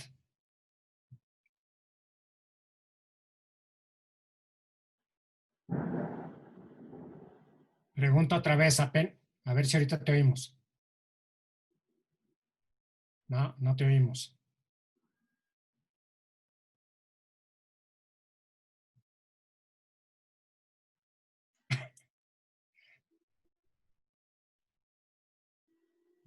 Ok. Antonio, ¿tienes más preguntas de Face? Yo tengo un comentario. Por Desde que termine. una pregunta por Facebook de Natanael. Si nos puedes platicar sobre la reproducción del salmón sockeye, ¿por qué muere después de reproducirse? Fíjate que hay, no es tan extraño, pero hay organismos que se llama iteróparos, hay iteróparos y semélparos. Organismos que tienen varios eventos reproductivos al mismo tiempo, y algunos organismos que solo se reproducen una sola vez. En el caso de estos organismos, solo se reproducen una vez. La razón por la cual mueren, fíjate cómo soy bien mañoso, te voy a dar la respuesta sencilla. Es porque es la estrategia que aumenta sus valores de adecuación. Es decir, seguramente el gasto energético de cambiar, o sea, piensen en la fisiología de cambiar de agua salada a agua dulce y después hacer estas travesías que implican un montón de kilómetros, seguramente genera un desgaste de energía tal que ya no le queda suficiente para regresar al mar y volverse a alimentar y repetir el ciclo, ¿de acuerdo? Como sucede en evoluciones, hay toda la variación y ahora sí, la selección natural que planteó Darwin permite seleccionar o modular cuál estrategia es la que queda. En el caso de los salmones, te digo la respuesta y yo sé que parece mañosa, pero es real. Es la estrategia que les confieren mejores valores de adecuación. Ok, ahora sí creo que sí, ¿ya me oyen? Sí. Sí. Bueno, yo tengo una pregunta personal. Bueno, yo estaba hablando la otra vez con Omar y le pregunté cuál era su especialidad. Bueno, me dijo que él es especialista, pero en toda la vida marina. Entonces, la verdad, nos gustó mucho tu ponencia y pues nos gustaría a ver si nos podrías preparar alguna otra ponencia. Pero de qué la podrías dar? De hecho, aquí están preguntando si se puede dar alguna de medusas. No sé si, Omar, tú sepas algo de las medusas. Sí, no soy especialista en medusas, pero bueno, A yo mí con en mucho gusto. personal, si puedes de los pulpos estaría excelente. Bueno, les platico. Tenemos, el tema de los pulpos es maravilloso, el Octopus maya. Es un producto que se está intentando llevar a acuacultura, porque ustedes saben que es una especie eh, pues que es para consumo humano y tiene un valor agregado muy importante. Hay comunidades completas de, o sea, esta zona de sisal, ¿no? Que dependen realmente del Octopus maya. Y justo estamos haciendo un trabajo de paternidad con el pulpo, con el Octopus maya, con la idea de conocer el sistema de apareamiento de estos organismos que solo se reproducen una vez. Con los machos pasa algo bien interesante, que tienen uno de los tentáculos modificados para pasar los gametos, los espermatozoides a la hembra, y cuando termina de copular el macho, la hembra le corta ese brazo. Bueno, Entonces, el pero macho solo puede... ya no platicas, ¿no? Mejor vamos a dejarlo para la ponencia. Ok, lo dejamos, No ok, lo quemes, no lo quemes. con mucho gusto. Ahora, no sé si también entran los calamares en ese mismo segmento. Es el grupo de los cefalópodos. Con los calamares es una locura. Hay trabajos de organismos de las profundidades que son un agasajo. O sea, imagínense si uno cuando se pone el tanquecito y el chaleco, y ahí estás que el neopren y que el lastre, se imagina que la logística es complicada. Imagínense con submarinos para llegar allá abajo, ¿no? Es una locura. Y colectar eso y descubrir que lo que predijo Darwin hace más de 150 años se sigue cumpliendo en estos sistemas. La verdad es que a los biólogos esto se nos hace, pero un poema de verdad. Bueno, ya tenemos tema entonces, ya tenemos tema para el siguiente. De hecho, hay que incluir a las sepias, que es el animal más fabuloso de los que yo he visto buceando. Sí, es una maravilla porque no es tan escabullidizo y miedoso como el pulpo. No, el padre es el pulpo también y los que cambia de color. Bueno, ese sí es un tema, yo creo que para toda una ponencia. Con mucho Creo gusto, que claro que tenemos, sí. creo que tenemos, Cefalópodos en general, para que abarques pulpos, sepias y calamares. ahí está. Cefalópodos. Y creo que Los Antonio, Nautilus también están También interesantísimos. métele el Nautilus y el Argonauta y todos. Fascinantes. Esos no pertenecen al planeta Tierra. No, exacto, no pertenecen al Ajá. planeta. Ajá.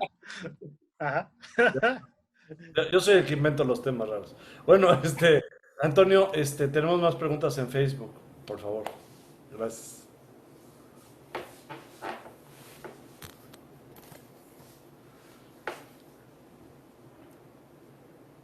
Bueno, por ahorita no hay más preguntas. Muchas felicitaciones a tus pláticas y si puedes compartir en pantalla tus contactos. Sí, cómo no, con mucho gusto. Sí, de verdad, la finalidad de venir aquí de Metiche con este grupo tan bonito de buzos que veo que se conocen de muchos años, es justo eso. Por ejemplo, fíjense, de esta plática, el doctor me acaba de comentar que en Acapulco vio exactamente lo mismo con los rondales nigrostres, ¿de acuerdo? Entonces, eso por supuesto que es una línea que vale la pena estudiar. O sea, ¿cómo hicieron estos peces para aprender? Que seguir a un buzo es buena idea. Claro que eso mejora su adecuación. Pero ¿cómo fue el proceso de esta interacción? ¿Fuimos los buzos? ¿O fueron los pescadores? ¿O quién fue el que generó esa interacción tan interesante? Justo para eso. Muchas gracias. Con gusto comparto mis datos, que me parece ya están ahí, ¿verdad? Sí. Sí, De hecho, hoy yo fui a bucear aquí, bueno, aquí abajito, estoy en Ixtapa, en Cihuatanejo, y lleno de damiselas, está impresionante.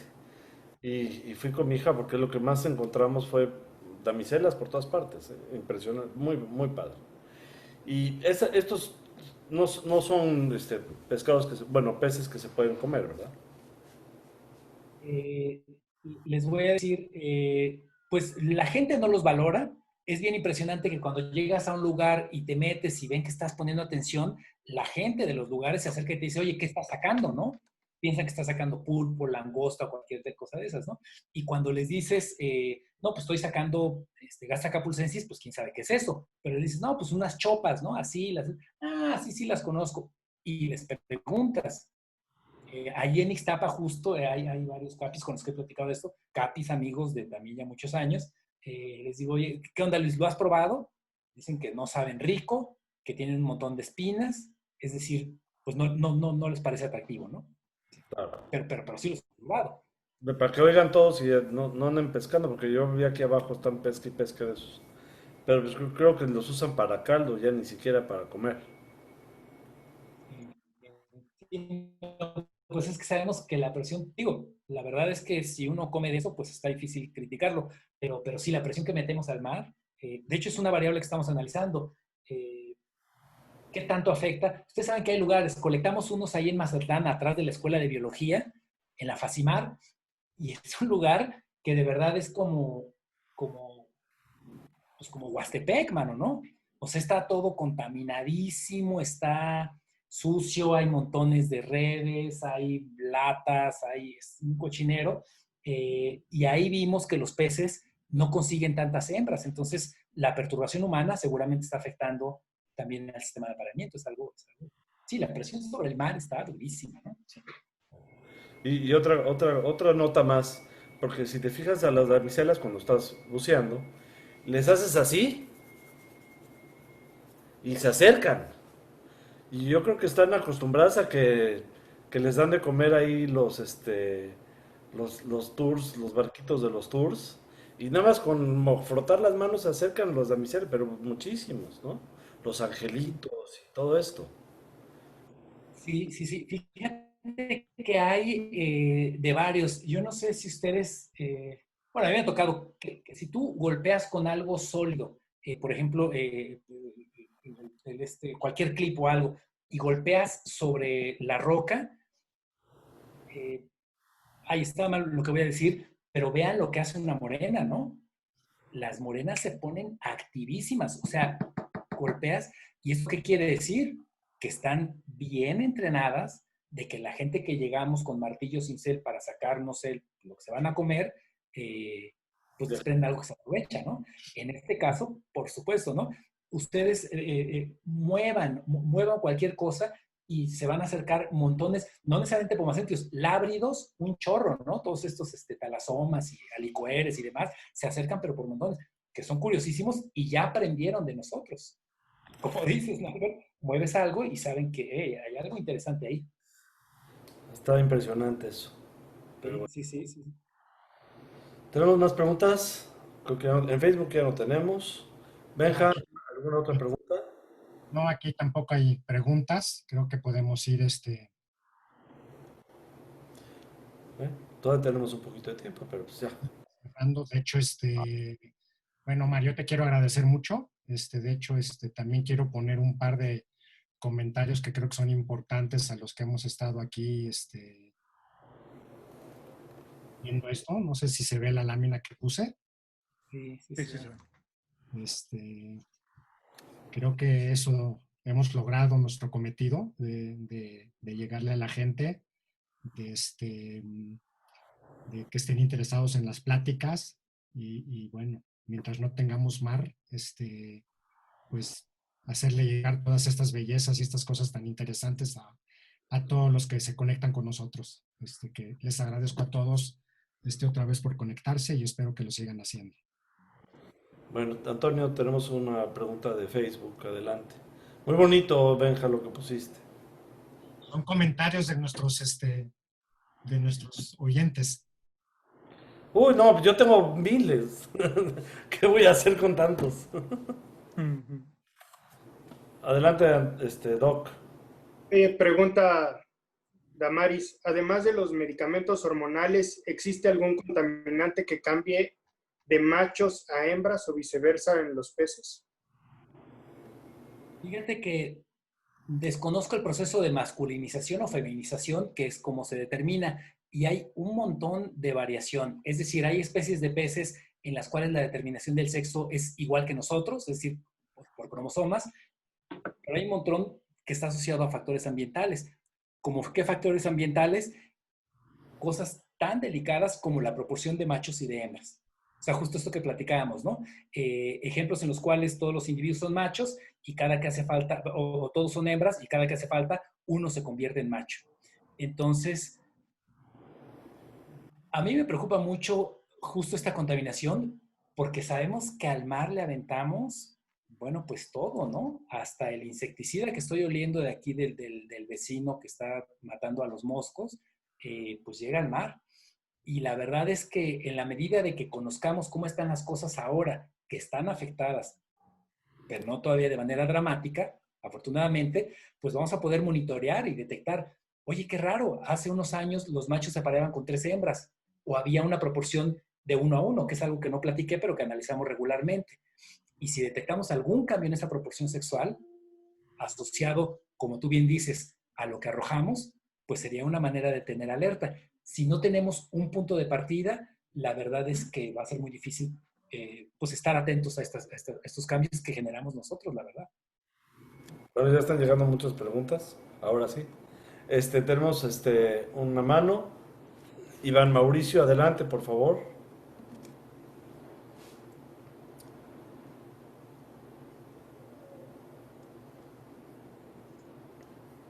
Iván. Iván. ¿Sí? No lo veo.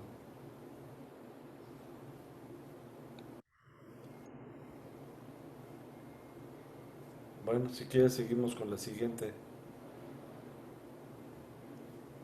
¿Vas, Benja? Aquí no estoy viendo ahorita porque tengo la lámina. Déjame quitarla para ver si hay más preguntas. Aquí por Facebook pregunta a Natanael si puedes hablar algo sobre la reproducción del Melanocetus johnsoni. Ay, no, Natanael, te voy a quedar muy mal, pero dime y platicamos, si no, ¿qué te digo? No quiero inventar. Oye, Omar, y yo quisiera pedirte si cuando tengas tiempo puedas revisar el Facebook. Hay varias personas que quieren compartir pues experiencias científicas contigo. Sí, no, claro que lo voy a hacer. Hay mucha gente que tiene fotos, dice que sacó fotos y que les gustaría compartir de las damiselas y de los nidos y todo esto. Es que fíjate, lo bonito de esta interacción es que esta interacción en general la tenemos pues cuando terminas de bucear y estás en el intervalo de superficie y salen ideas y es muy interesante que ustedes hayan tenido la iniciativa de hacer estas pláticas y que se presta a esto, híjole, pues me da mucho gusto. Es decir, la próxima vez que coincidamos en el agua con cualquiera de ustedes, me va a dar mucho gusto platicar. Y por supuesto, si tienen algo, yo voy a revisar con cuidado el Facebook. Muchas gracias por sus comentarios y demás, de verdad. Estos datos que son aparentemente anecdóticos, cuando se organizan de manera sistemática, pues nos dan información del mar, que es lo que más, bueno, es de lo que más disfrutamos. Muchas gracias. No. Gracias a ti, Doc, la verdad. Muchas gracias. Y la verdad la pasamos muy bien y nos quedamos con ganas de más. Esa es la verdad, ¿eh? Con mucho gusto, a sus órdenes. Bueno, pues muchas gracias a todos por estar con nosotros. Nada más les quiero recordar, el día de mañana va a estar la doctora Ajena, va a estar súper interesante, va a hablar de las cámaras hiperbáricas. Yo creo que traigo yo este tema que quiero preguntarle desde hace 10 años. Entonces va a ser algo bien, o sea, bastante informativo e interesante. Entonces mañana a las 7 con la doctora Ajena. Muy interesante. Y les platico, la doctora, es bióloga, tiene maestría, no sé qué tanta cosa. Y es creo que la única representante, es la representante de Dan en Latinoamérica. Y después de esta plática nos va a dar otra plática más, pero en un par de semanas, de cómo sanitizar el equipo de buceo, ya que se va a empezar a poder bucear. Y también nos va a platicar un poco de Dan. Dan es es como, nos da seguros de buceo y todo esto, pero aparte también nos da primeros auxilios y nos enseña muchas cosas de rescate. Y también nos va a hablar ella de eso, pero no en esta, la siguiente. Entonces, para que no se la pierda. Benja, ¿alguna última nota? Pues no, otra vez muchas gracias, Omar, es muy interesante. Ustedes. Otra gran plática que tenemos acá en el foro que tenemos. Te voy a mandar en un ratito a tu correo nomás el chat que hay aquí con todos los comentarios que ha habido por si los quieres ver y te pueden ayudar. Ay, muchas gracias. Y bueno, gracias a todos, gracias por contestar la encuesta, gracias por participar, gracias por escuchar y los esperamos mañana. Mañana.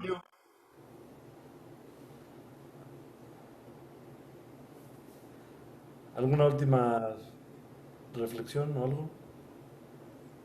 No, te agradezco mucho la plática, estuvo muy interesante, muy padre y me trajo muchos recuerdos esos buceos en Acapulco. Muchas gracias. Pedrito, adelante.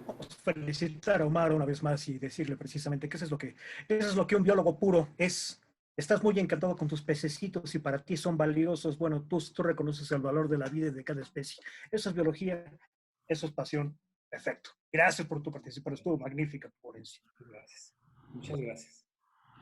Bueno, pues muchas gracias a todos por venir. Gracias, doctor Omar, por estar con nosotros y darnos toda tu sabiduría. Y nada más les recuerdo, nos pueden ver en Facebook, nos pueden ver en YouTube. Esta plática va a estar mañana, si Dios lo quiere, temprano, en YouTube, para que los que no pudieron verla ahorita, la pueden ver mañana, ya un poquito editada y con las entradas y todo esto. Y no se les olvide darnos like en YouTube. Si se suscriben, también nos ayudan a nosotros en YouTube para que en vez de esas letrotas que salen ahí en el canal, podamos poner Todos por el Mar, pero necesitamos por lo menos 100 suscriptores. Entonces, si nos pueden ayudar a darle suscribir ahí en YouTube, nos pueden ayudar también a nosotros. ¿Ok? Y pues, muchas gracias. También en Facebook estamos creciendo exponencialmente, 250 likes a la semana. Eso quiere decir que gusta mucho lo que estamos haciendo y me da mucho gusto. Hay que seguir así. Bueno, y acuérdense que todo esto lo hacemos por ustedes y por el mar. Gracias y hasta luego.